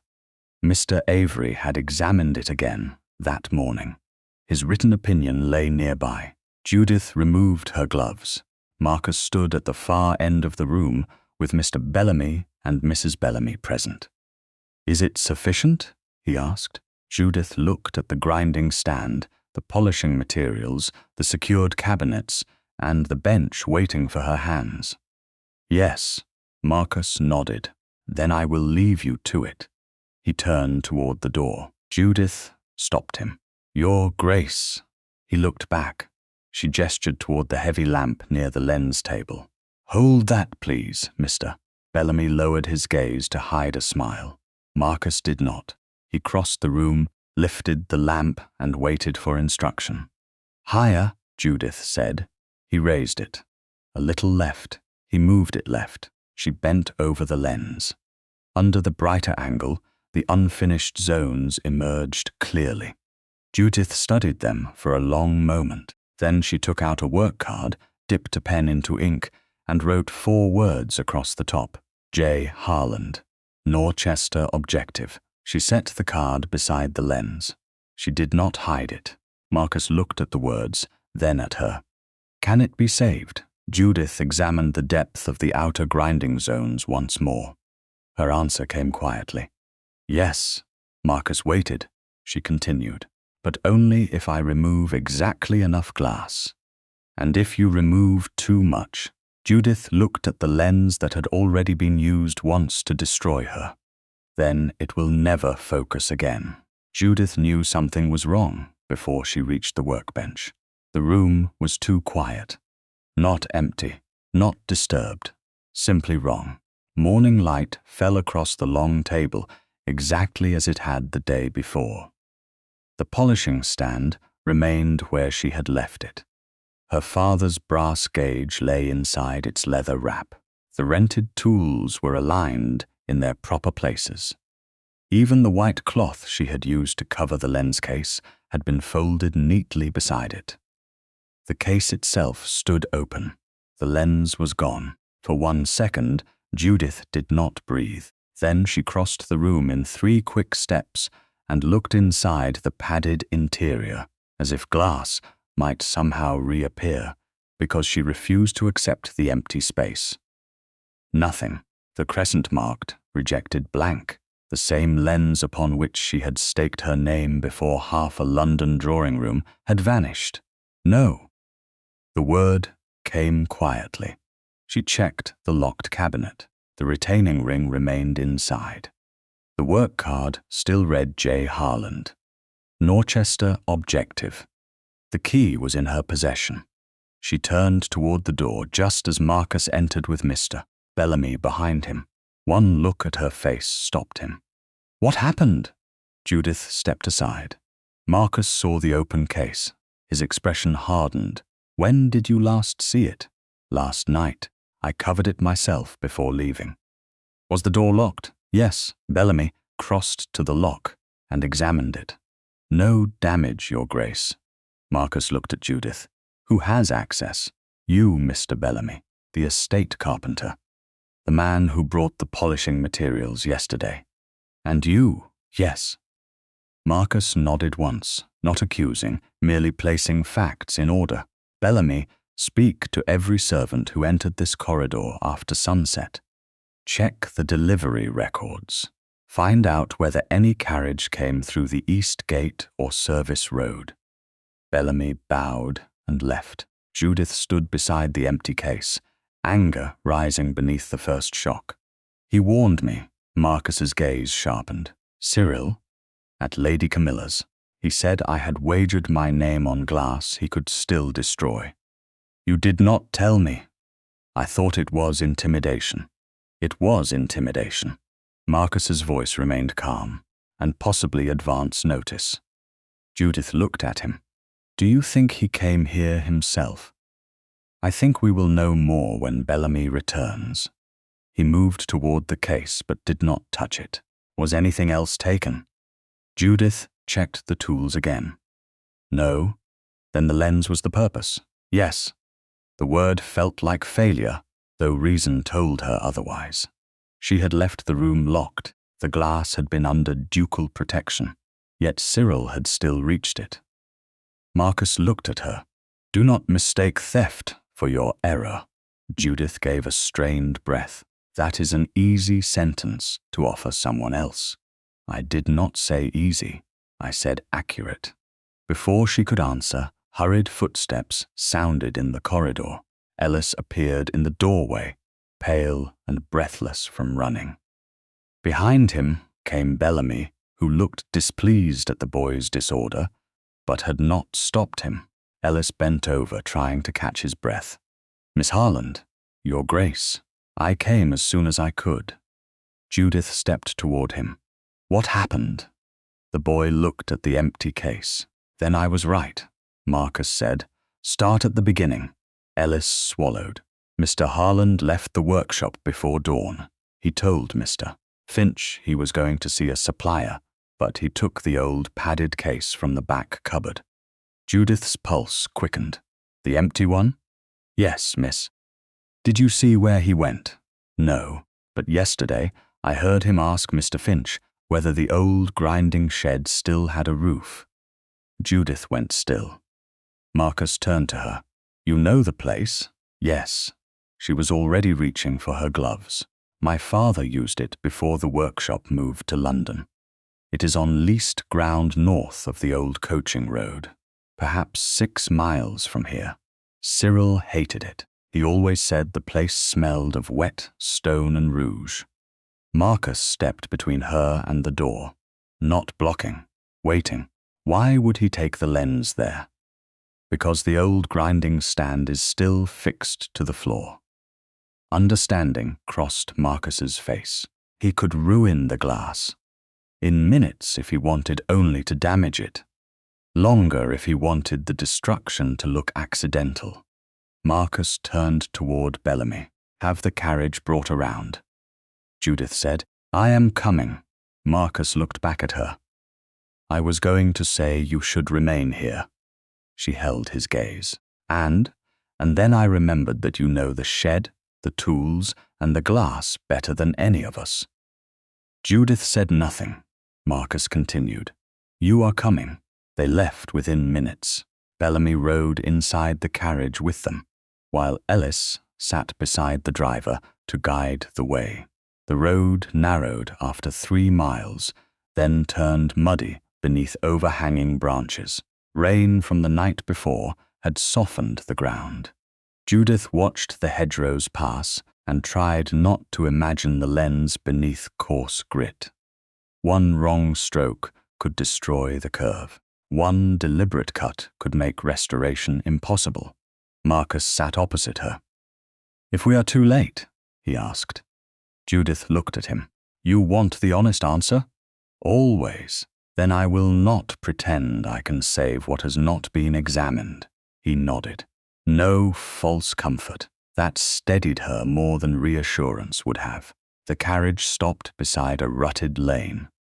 Ellis pointed toward a low stone building, partly hidden behind trees. "There, Your Grace." The shed looked smaller than Judith remembered. Moss darkened the roof. One shutter hung crooked. Smoke did not rise from the chimney, but the door stood open.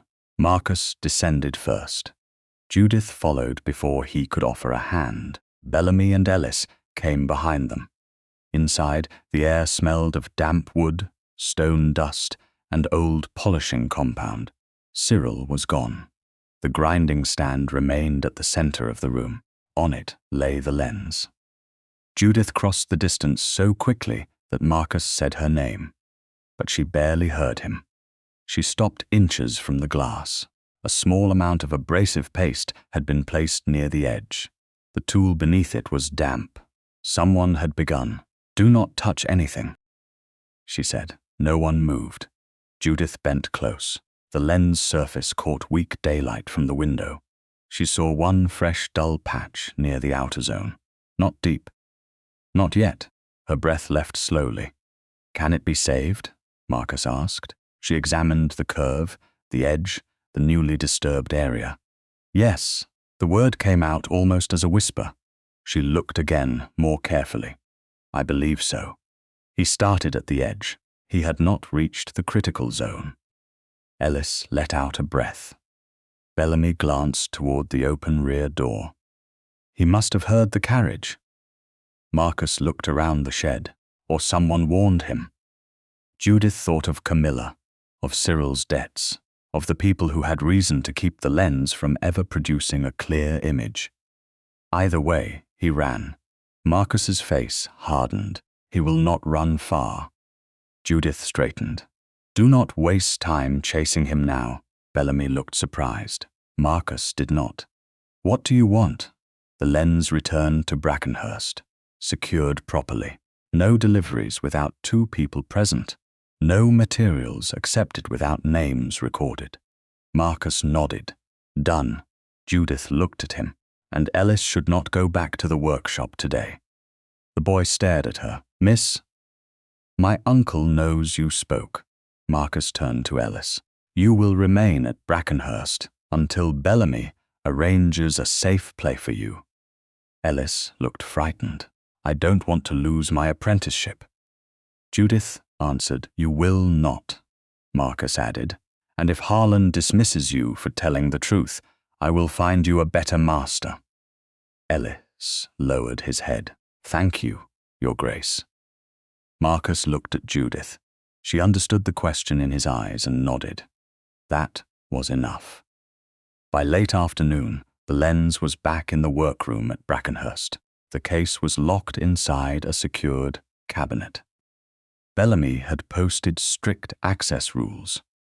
Ellis had been given a room near the servants' quarters and a meal large enough to make him look embarrassed.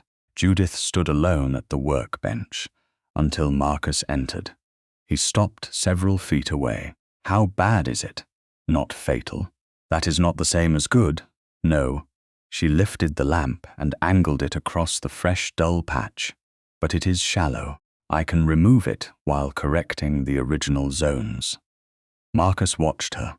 "You knew where Cyril would take it. Because my father taught me there, and because you knew how Cyril thinks." Judith gave a faint, tired smile. "That is less pleasant knowledge, but yes." Marcus stepped closer. "I nearly told you to stay behind." "I know. I wanted to. I know that too." He looked at the lens. "But you did not." Marcus met her eyes. "I am learning." Something quiet passed between them. Judith had no name for it. Not yet. She looked back at the glass. "So am I." Marcus waited. "What are you learning?"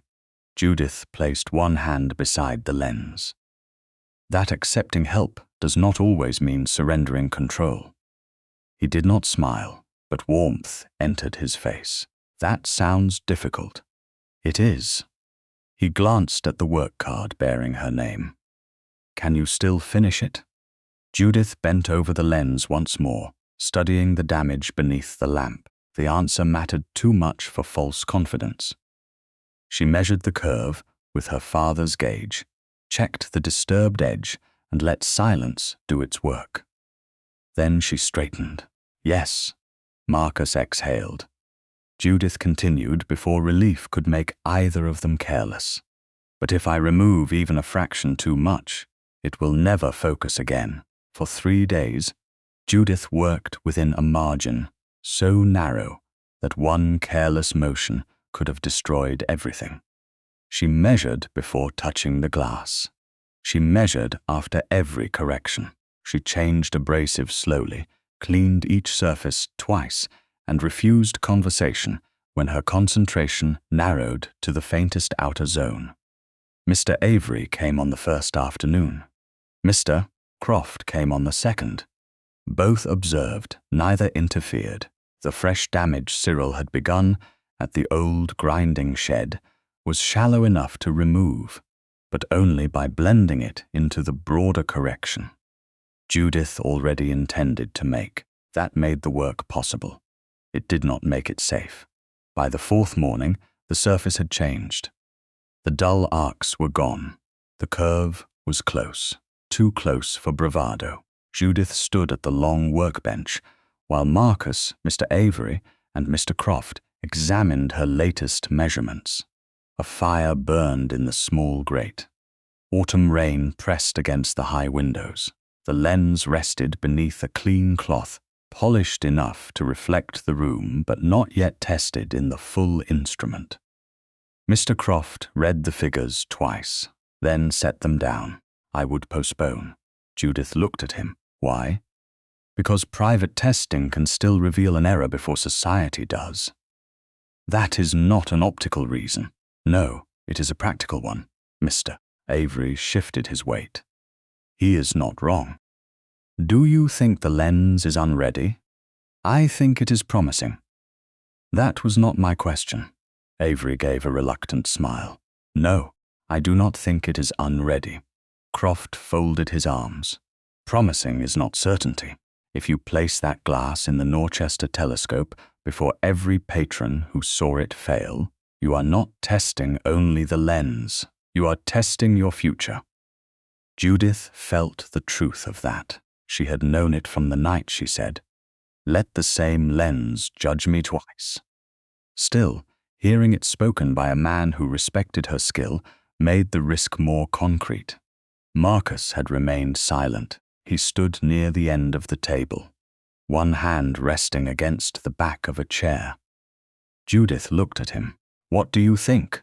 About the glass? About postponing? Marcus glanced at the 2 craftsmen. I think they are warning us honestly. That is not an answer. Croft looked amused. Marcus did not. No, it is not. He turned fully toward Judith. What do you believe? She had expected caution, perhaps even pressure. Instead, he gave the decision back to her. Judith looked at the covered lens. I believe it is ready for final testing. Guaranteed? Croft asked. No. Then why proceed publicly? Judith took a breath. Because delay will not remain private. Lady Camilla has already told half of London that the second demonstration is reckless. If we postpone now, she will say, the instrument failed again before anyone saw it. Mr. Avery frowned. That is a social argument. Yes, Judith looked at him, and I have learned that social lies can damage a maker as efficiently as bad glass. No one answered. Marcus walked to the table and lifted Camilla's latest card. It had arrived that morning, polite and poisonous. Several former patrons, it said, believed prudence required cancellation.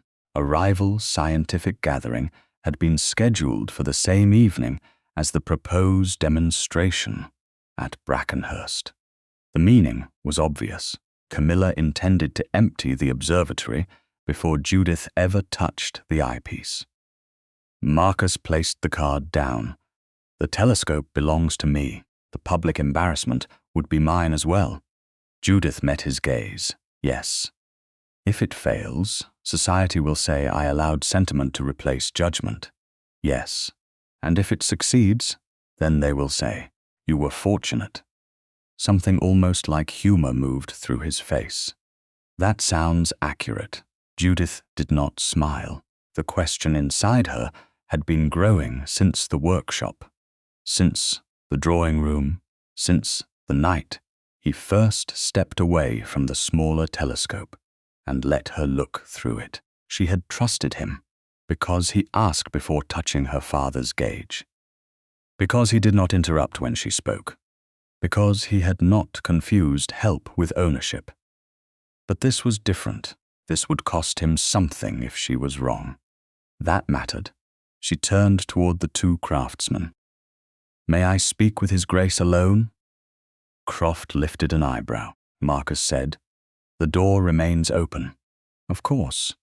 Mr. Avery and Mr. Croft withdrew to the adjoining room, leaving the connecting door wide enough to preserve propriety. Judith waited until their footsteps faded. Then she faced Marcus. "Do you trust me because the evidence is convenient, or do you trust my judgment when it costs you something?" He did not answer immediately. That pleased her more than a quick reassurance would have. Marcus looked toward the covered lens, then back at her. "You are asking whether I trust you before I know you are right." "Yes." "That is a dangerous question." "I know, because trust is often used as an excuse to abandon reason. I am not asking you to abandon it." "No." He came closer, stopping on the opposite side of the table. "You are asking me to accept uncertainty." Judith held his gaze. "Yes." Rain moved softly against the windows.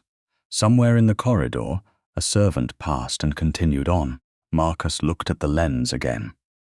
"When I was in the Crimea, I saw men make decisions with certainty they had not earned. Since then, I have preferred proof." Judith's chest tightened. "Then perhaps you should postpone." "I did not say I refuse uncertainties." He looked at her. "I said I distrust false certainty." Judith remained still. Marcus continued. "You have not promised me success. You have told me exactly where the risk lies. You have shown me every measurement. You have allowed independent men to examine your process. You have corrected the damage without hiding the danger. That is not recklessness." Judith's voice came quieter. "Then what is it?" "Judgment." She looked at him. He said, "The telescope is mine. The decision about the glass is yours." For a moment, Judith could not answer. She had spent years waiting for permission she despised needing. This did not feel like permission. It felt like responsibility freely recognized. "Then we proceed," she said. Marcus nodded. "We proceed." The decision changed everything. Invitations were sent that afternoon to every major patron who had attended the failed demonstration. The wording was simple. The Norchester telescope would be tested again at Brackenhurst Hall. The objective would be the same rejected lens previously identified, now refigured by Miss Judith Harland. No one could misunderstand what was at stake. Replies arrived over the next 2 days. Some declined. One gentleman claimed a prior engagement. Another regretted that travel was inconvenient. Camilla's rival gathering drew several names Judith recognized. Then Mr. Avery accepted. Mr. Croft accepted. Lord Weatherby accepted. 3 more patrons followed. By the 7th reply, Judith realized the observatory would not be empty. That evening, after hours of measurements, she remained in the workroom longer than intended. The lens had been returned to its case. Her calculations lay open beneath the lamp. Marcus entered with Mrs. Bellamy behind him carrying tea. "You have not eaten enough," he said. Judith looked up. "Is that a ducal judgment?" "No, Mrs. Bellamy's. I am merely the messenger." Mrs. Bellamy set down the tray. "A very poor one, Your Grace." Judith smiled despite her exhaustion. The older woman left the door open and withdrew to a chair just beyond the adjoining room. Marcus stayed near the far end of the bench. Judith tried to read one final column of figures. The numbers blurred. She blinked. When she opened her eyes again, the lamp seemed dimmer. A folded screen of paper stood between the flame and her face. Marcus had moved it to soften the light. He had not touched her. He sat several feet away with a book open in his hands. Judith straightened. How long was I asleep? Not long. That is vague. Then I am learning from politicians. She rubbed her eyes. You stayed. Marcus closed the book. Yes. Why? He considered the question. Because you were tired. She waited. He added, and because I wanted to. The answer unsettled her more than any compliment could have. Before she could respond, Mr. Bellamy appeared in the doorway holding a silver tray. Your Grace, the final card has arrived. Marcus took it. Judith recognized the seal. Camilla, he opened the card, read it, and handed it to her. Lady Camilla Draycott would attend. Judith looked at Marcus. She is coming. Yes. Judith folded the card once. Good. Marcus studied her. You sound pleased. I am. Why? Judith looked toward the covered lens. Because this time, she will have to look. The private test took place before dawn, when no patron could mistake hope for proof, and no rumor could race ahead of the glass. Judith stood beside the smaller mounting in the workroom at Brackenhurst, while Mr. Avery adjusted the temporary support, and Mr. Croft checked the alignment twice. Marcus remained near the open doorway with Mr. Bellamy, close enough to observe and far enough not to crowd the work. The refigured lens had been fitted into a testing frame rather than the full telescope. It was not the final trial. Not yet, but it was the first moment in which Judith would learn whether days of careful grinding, polishing, and correction had restored the rejected glass or merely made its failure more elegant. Mr. Croft looked at her. Ready? Judith placed one hand on the focusing control. Yes. He extinguished the nearest lamp. The room dimmed. Through the open high window, a bright morning star remained visible above the eastern fields. Judith lowered her eye to the test eyepiece. For 1 second, there was only a pale blur. Her heart tightened. She turned the focusing control slowly. The blur narrowed, became smaller, cleaner. She adjusted again. A sharp point of light appeared. Not perfect, not yet, but clear enough that her breath stopped. She drew back. Mr. Avery took her place. He remained silent for several seconds. Then he straightened. Promising. Judith almost laughed from relief. You said that before. I remain consistent. Mr. Croft looked next. His standards were harder. His silence lasted longer. When he stepped away, Judith waited. The outer correction is sound, he said. There is still slight softness near one edge. Her pulse fell. He continued. Within tolerance, perhaps. The full instrument will decide. That was enough. Not victory. Not certainty. Enough. Marcus watched her face. What does it mean? Judith looked at the lens. It means the glass is ready to be judged honestly. And before today, it was being judged for work I had not done. Marcus nodded once. Then tomorrow changes that.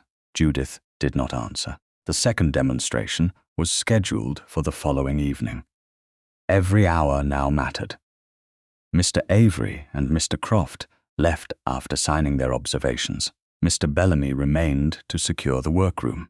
Marcus asked Judith to join him in the library after breakfast.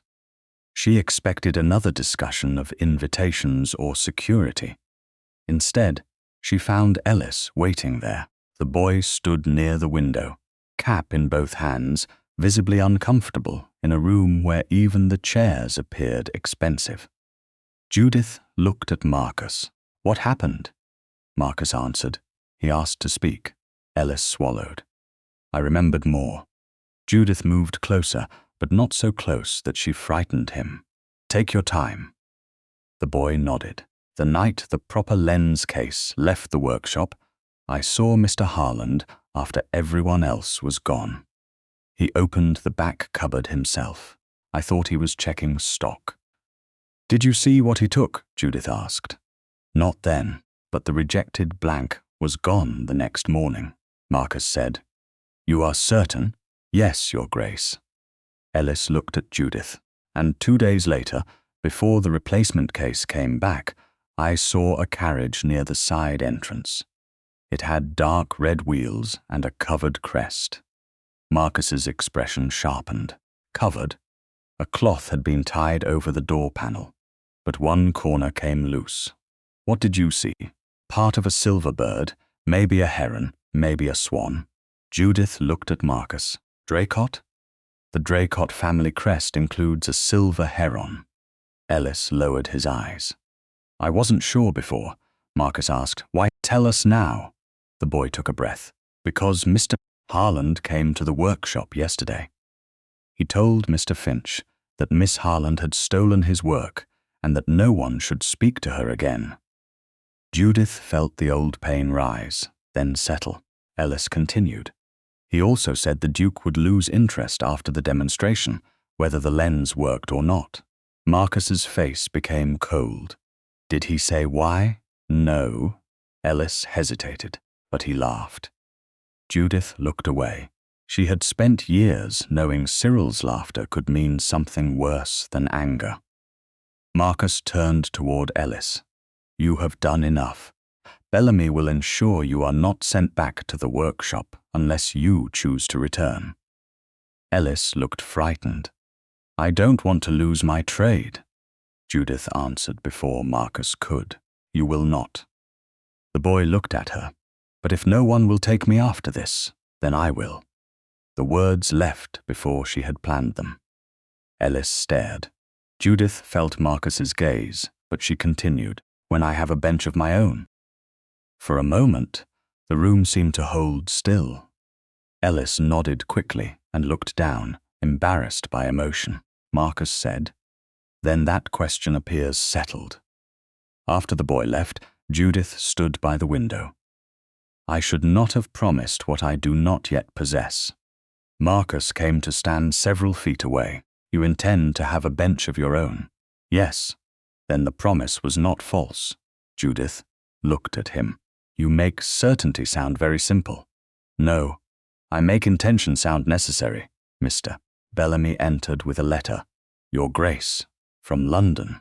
Marcus broke the seal. The letter came from his solicitor's clerk, who had traced the financial relationship between Cyril and Camilla's trustees. It was not a confession. It did not need to be. The language was restrained, commercial, and cold. If the Norchester commission passed to another supplier after public failure, certain overdue obligations might be extended. Marcus handed the page to Judith. She read it twice. "This is enough to show motive." "Yes." "Not enough to prove she ordered the substitution." "No." Judith folded the letter carefully. "Then we do not claim more than we can prove." Marcus looked at her with quiet approval. Agreed. The afternoon was spent preparing the observatory. The repaired lens remained under guard until installation. Mr. Avery and Mr. Croft checked the mounting. Ellis stayed under Bellamy's supervision. The guest list was compared with the original demonstration, and nearly every important patron had accepted. Cyril would attend. Camilla would attend. Judith understood why. Absence would look like fear. Presence allowed one last chance to shape the room. Near sunset, Marcus found Judith alone beside the large telescope. The objective had not yet been mounted. On the central table lay the same lens that had failed, now smooth beneath the lamplight. Judith rested her fingertips near the edge without touching it. "You could still confront them privately," Marcus said. "Camilla, Cyril. Before tomorrow." Judith turned. "Would that satisfy you?" "No." "Then why ask?" "Because I want the choice to be yours." She looked back at the lens. The failure was public. The truth need not hide in a study. Marcus nodded. "Then public it is." He paused. "Who speaks first tomorrow?" Judith answered without hesitation. "I will." "Good. You expected that?" "I hoped." She looked at him. "And if the room turns hostile, I will speak when my rank is useful." Judith held his gaze. "And not when my voice is enough," Marcus answered. "Exactly." Something passed between them then, too quiet to call a declaration and too important to dismiss. Judith looked away first. "You have learned quickly. I had an exacting teacher. I am not your teacher. No." His voice softened. "You are something more difficult." Before she could ask what he meant, Mr. Bellamy appeared in the doorway. "Your Grace, the final arrangements are complete." Marcus stepped aside. The observatory doors would open the next evening. The same guests would enter. The same telescope would wait beneath the dome. The difference rested on one piece of glass, and the woman who had refused to let it remain an accusation. Judith looked at the lens once more. The grinding marks were gone. Tomorrow, everyone who had seen failure would be asked to look again. The observatory was full before the first star appeared. Judith stood beside the great telescope while the final guests climbed the winding stair and entered beneath the open dome. The same brass instrument waited at the center of the room. The same polished floor reflected lamplight. The same patrons who had watched the first demonstration fail now gathered in careful groups, speaking more softly than they had before. Some avoided Judith's eyes. Others looked at her openly. Lord Wetherby stood near the eastern wall. Mr. Avery and Mr. Croft remained beside the mounting. Ellis waited near Mr. Bellamy, pale but determined. Cyril arrived last among the tradesmen and took a place near the door.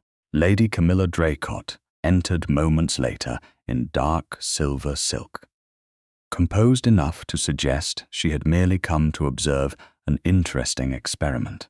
Marcus stood near the telescope, dressed in black, his expression unreadable. When the room settled, he did not step forward to explain. He did not give a speech. He simply turned toward Judith and said, "Miss Judith Harland will explain the objective herself." The silence that followed was different from the silence of the first night. Then it had carried disappointment. Now it carried judgment. Judith looked at the faces around her and felt fear rise. She did not push it away. Courage had never required that. On the central table rested the lens inside its padded case. Her father's brass gauge lay beside it. Judith placed one hand near the edge of the table. The objective that failed during the first demonstration was not the lens I completed for the Norchester telescope. Cyril gave a faint, dismissive sound. Judith continued. It was a rejected trial blank from the Harland workshop. I marked it months earlier with a small crescent nick near the outer edge so that it could not be mistaken for finished work. Mr. Croft lifted the lens slightly, turning the edge toward the guests. "The mark is present." Judith said, when the retaining ring was removed after the failed demonstration, unfinished grinding zones became visible near the rim. Those zones had been concealed beneath the brass ring when the lens was mounted. A gentleman near Lord Wetherby asked, "Are you saying someone deliberately fitted unfinished glass?" "Yes." Cyril stepped forward. "That is her conclusion, not a proven fact." Marcus did not speak. Judith was grateful. This was her answer to give. "Then let us remain with facts," she said. "The lens that failed carried my rejection mark. Its curve did not match the final reference points preserved on my father's gauge." Mr. Avery and Mr. Croft independently examined the glass and confirmed that the outer zones were unfinished. Mr. Avery nodded. "That is correct." Cyril folded his arms. "And none of that proves who mounted it." Judith turned toward Ellis. The boy swallowed. Mr. Bellamy gave him a small nod. Ellis stepped forward. "I saw Mr. Harland enter the workshop after everyone else had gone." The rejected blank was missing the next morning. I also saw a padded lens case taken out after dark. Cyril's face changed. "You are a frightened apprentice, trying to please a duke." Ellis flinched. Judith felt anger rise. But the boy answered before anyone else could. "I was frightened when I said nothing." That silenced the room. Ellis continued. The carriage that took the case had a covered crest. One corner came loose. I saw part of a silver heron. Every gaze shifted toward Camilla. Her expression did not change. Many families use birds in their heraldry. Marcus spoke for the first time. Not many had trustees holding Mr. Harland's overdue debts. Mr. Bellamy handed him the financial letter. Marcus did not read it aloud. He passed it to Mr. Croft, who read the relevant lines before giving it to Lord Wetherby. The paper moved through the room. Judith said, "The letter does not prove Lady Camilla ordered the substitution." "I will not claim what cannot be proved." Camilla smiled faintly. "How honorable." Judith met her gaze. "But it does prove that if the Norchester Commission failed and passed to another supplier, Mr. Harland's obligations might be extended." Lord Wetherby's face hardened as he read. Cyril looked toward Camilla. She did not look back. Judith continued. "My uncle had access to the rejected blank. He had access to the finished objective. He had financial reason to make the demonstration fail. After I publicly agreed to restore the rejected lens, that lens disappeared from my secured workroom. We found it in my father's old grinding shed, where someone had begun damaging its surface again." A murmur moved through the observatory. Cyril stepped forward. "This is theatre. She has no proof I touched the glass." Judith looked at him. "No written confession? No. Then you have nothing." "I have the lens." The room went quiet. Judith lifted it from the case with gloved hands. The same glass that failed. She turned it slightly beneath the lamp. The surface gleamed. The dull grinding zones were gone. I did not replace it with another blank. Mr. Avery and Mr. Croft observed the work at intervals.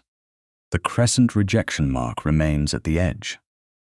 Mr. Croft said, "I confirm that." Judith looked at Cyril. "You said I was angry because my name had been omitted from the commission." "You were." "Yes." "You opened the original case alone." "Yes." "Had motive and opportunity." "Yes." A few guests shifted uneasily. Judith continued before anyone could mistake honesty for surrender. "But if I wanted only revenge, why would I choose the same defective glass, preserve the mark that identifies it, and place my own name upon the result?" Cyril said nothing. Judith's voice remained calm. "Why would I restore the object everyone already associated with my failure?" No answer came. She turned toward Marcus. "Your Grace." He stepped beside the mounting. The repaired lens was fitted into the brass cell, with Mr. Avery and Mr. Croft observing every movement. The retaining ring was secured. Lamps were lowered. The observatory dome opened wider above them. A bright star had risen clear of the eastern trees. Judith's hands were steady until the moment Marcus bent to the eyepiece.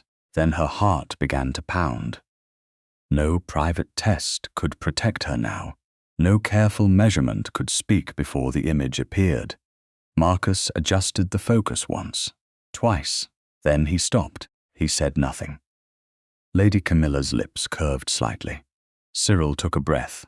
Judith looked only at Marcus. Slowly, he stepped away from the telescope. Lord Wetherby frowned. "Well?" Marcus gestured toward the eyepiece. "Look." Lord Wetherby approached. He bent forward. Silence. Then his entire face changed. He stepped back and looked at Judith. "It is clear, Mr." Avery looked next. Then Mr. Croft. Then another patron, and another. The line formed almost without instruction. Each person bent to the eyepiece, and saw the same sharp point of light suspended against darkness. The gentleman who had laughed about delicate female hands reached the telescope near the end. He looked through it for several seconds. When he straightened, his expression had lost all amusement. "Remarkable," he said. Judith did not smile. "Accurate," she replied. Lord Wetherby turned toward Cyril. "You allowed this woman to stand blamed for work that was not hers." Cyril's face had gone pale. "I protected my business." Judith looked at him. "By using mine." Camilla moved toward the door. Marcus's voice stopped her. "Lady Camilla," she turned.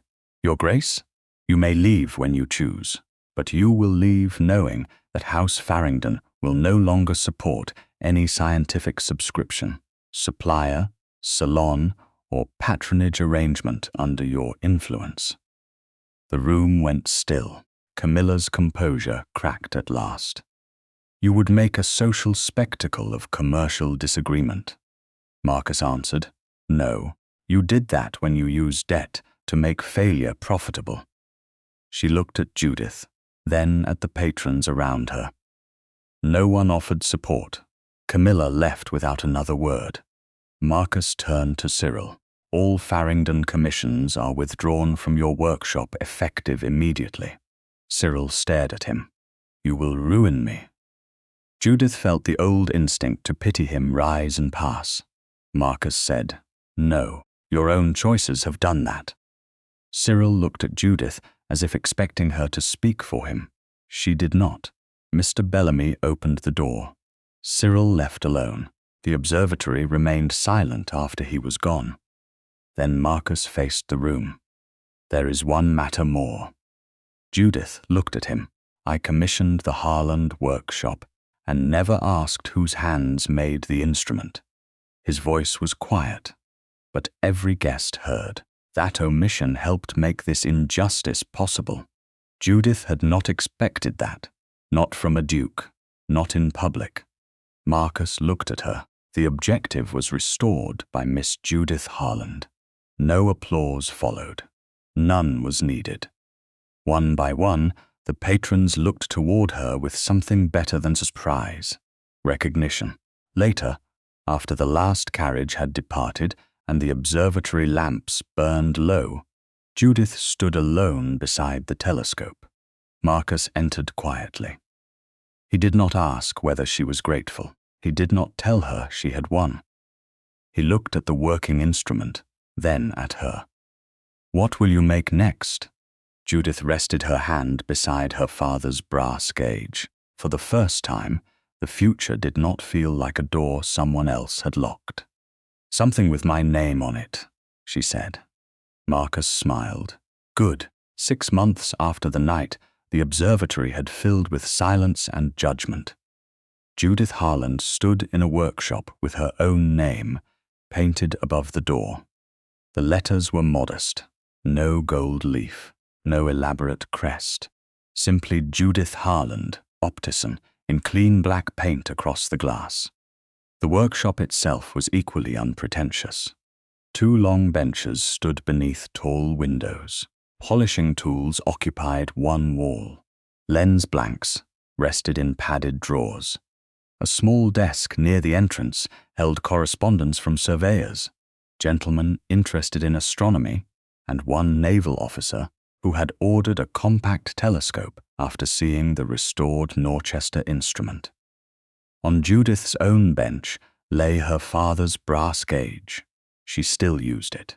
The edges had grown smoother under her fingers, but the engraved initials remained clear. She had expected independence to feel dramatic. Instead, it felt like keys in her own pocket, bills addressed directly to her, customers who waited for her answer, an apprentice who asked questions without lowering his voice. Ellis stood at the second bench that morning, carefully polishing a small brass fitting while Judith inspected a newly delivered glass blank. He had become more confident during the past months, though he still straightened too quickly whenever an important visitor entered. Judith had told him twice that fear was not part of his wages. He was slowly beginning to believe her. "Miss Harland," he said, glancing toward the front window. "His Grace's carriage has stopped outside." Judith did not immediately look up. "Then I imagine His Grace intends to come inside." Ellis smiled. "Yes, miss." Marcus had visited often enough that the sight of the Farringdon carriage no longer stopped work entirely, though Ellis still polished faster whenever the Duke entered. Judith placed the glass blank back in its padded tray. The bell above the door sounded. Marcus stepped inside, wearing a dark morning coat, carrying neither flowers nor some grand gesture designed to remind the room of his rank. He had learned early that Judith preferred useful things. His previous gift had been a set of improved shutters for the workroom windows, because afternoon glare interfered with fine polishing. She had accepted them only after he agreed to deduct the cost from a future commission. "Good morning," he said. "You're early," Judith replied. "I have been accused of worse." Ellis made a suspicious noise that might have been a suppressed laugh and immediately returned to his fitting. Marcus looked toward him. "Mr. Ellis, your Grace, still being worked mercilessly." Ellis glanced at Judith. "I wouldn't dare complain, Your Grace." "Wise," Judith folded her arms. "You are encouraging him." "I am encouraging self-preservation." The exchange was light, but 6 months earlier, Judith could not have imagined speaking to a duke with such ease. More surprising still, she could not have imagined Marcus allowing anyone to tease him without retreating behind cold dignity. Their courtship had not begun with a declaration. It had unfolded through repetition. Letters that contained more questions than compliments. Daytime calls. Walks through the grounds of Brackenhurst with Mrs. Bellamy discreetly nearby. Evenings at the observatory when household members remained within proper distance. And Marcus gave Judith the eyepiece first. He had never behaved as though his defense of her gave him a claim upon her affection. That mattered more than any romantic speech could have. Judith had rebuilt her life before deciding whether she wished to share it. Marcus looked toward the work card on her bench. Another commission. A surveying telescope. Should I be jealous? Of the customer. Of the instrument. It appears to receive a great deal of your attention.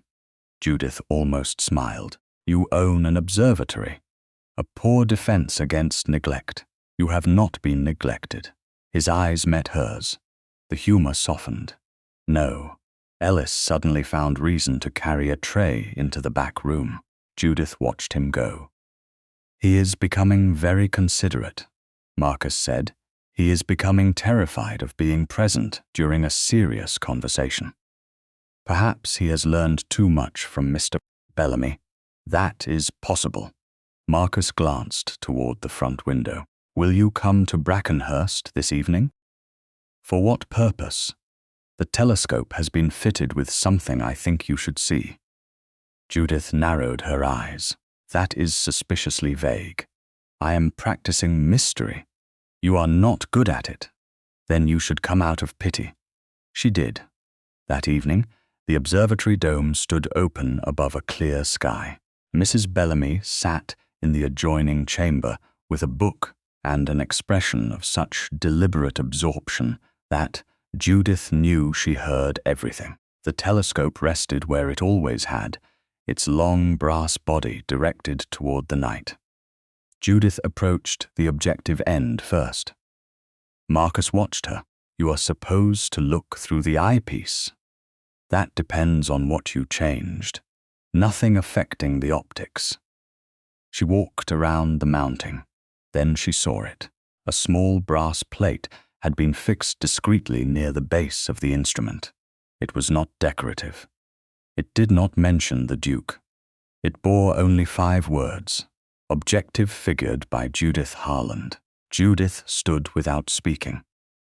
Marcus remained several feet away. He had become very good at allowing silence to belong to someone else. She touched the edge of the plate. "When did you do this?" "Last week. You did not ask me." "No." Judith looked at him. "That is unlike you." "I considered asking. Then I decided that requesting permission to state a fact was unnecessary." She looked back at the engraving. 6 months earlier, she had stood against the wall while Cyril claimed her work. Now her name was fixed to the instrument itself, not as a courtesy, not because she was beloved by a duke, because the lens was hers, because the work was hers, because the truth had survived. Marcus came closer, but not too close. "Your father's gauge is still at the workshop?" "Yes." "Good." She looked at him. "Why? Because I hope you will keep using it." His voice changed slightly. Judith felt the shift before she understood it. Marcus looked toward the open dome, then back at her. "I have spent months trying not to ask this question at the wrong time." Judith's pulse quickened. "That sounds difficult for you." "Extremely. And have you decided this is the right time?" "No," he paused. "I have decided certainty may never arrive, and I distrust false certainty." Judith remembered the workroom, the lens, the moment he had trusted her judgment before proof. Marcus continued, "I love you." The words were simple. No audience, no dramatic kneeling, no spectacle. Judith's breath caught anyway. "You are not required to answer immediately," he said. "That's fortunate." "I thought so. You prepared that sentence. For several weeks." She smiled despite herself. Marcus did too, briefly. Then his expression grew serious. "I would like you to marry me, not because I defended you, not because you restored my telescope, not because society finally learned your name. I am asking because I want the life that exists when you are in it." Judith looked at him for a long moment. Then she asked the question that mattered. "And my workshop?" Marcus answered at once. "Yours. After marriage, still yours. My commissions, yours. My income, yours." Judith lifted one eyebrow. "You seem prepared. I feared examination." "Wise." She stepped closer. "And when we disagree?" Marcus considered that more carefully. "Then I hope I remember to ask where the error lies before assuming it is yours." Her eyes burned unexpectedly. She looked away toward the telescope. "That is a very precise answer. I had an exacting teacher. I told you before, I am not your teacher." "No," his voice softened. "You are the woman I love." Judith had once believed safety meant becoming useful enough that no one would send her away. Then she had believed freedom meant needing nothing from anyone. Marcus had taught her neither lesson. He had simply stood beside her while she learned something harder. Choice was not dependence. Love was not ownership. Help was not always a cage. She looked at him again. "Then yes." Marcus went very still. "Yes. Don't make me repeat measurements unnecessarily." He laughed then, openly enough that Mrs. Bellamy turned a page with suspicious force in the adjoining room. Marcus reached for Judith's hand and stopped before touching it. The old question remained in his face. "May I?" Judith answered by placing her hand in his. Later, when the observatory had grown quiet and Mrs. Bellamy had discreetly moved farther into the adjoining chamber, Judith took her father's brass gauge from the small case she had brought from the workshop. She laid it beside the engraved maker's plate. Old brass beside new, her father's initials beside her own name. Marcus opened the dome wider. The night spread above them, clear and deep. The restored telescope waited. He stepped away from the eyepiece. Judith looked first. The same glass that had once shown nothing now held a sharp star against darkness. Her name remained on the instrument. Her workshop remained hers. Her future remained hers to choose, and beside her, not before her, stood the man who had finally understood that seeing a woman clearly was never the same thing as saving her.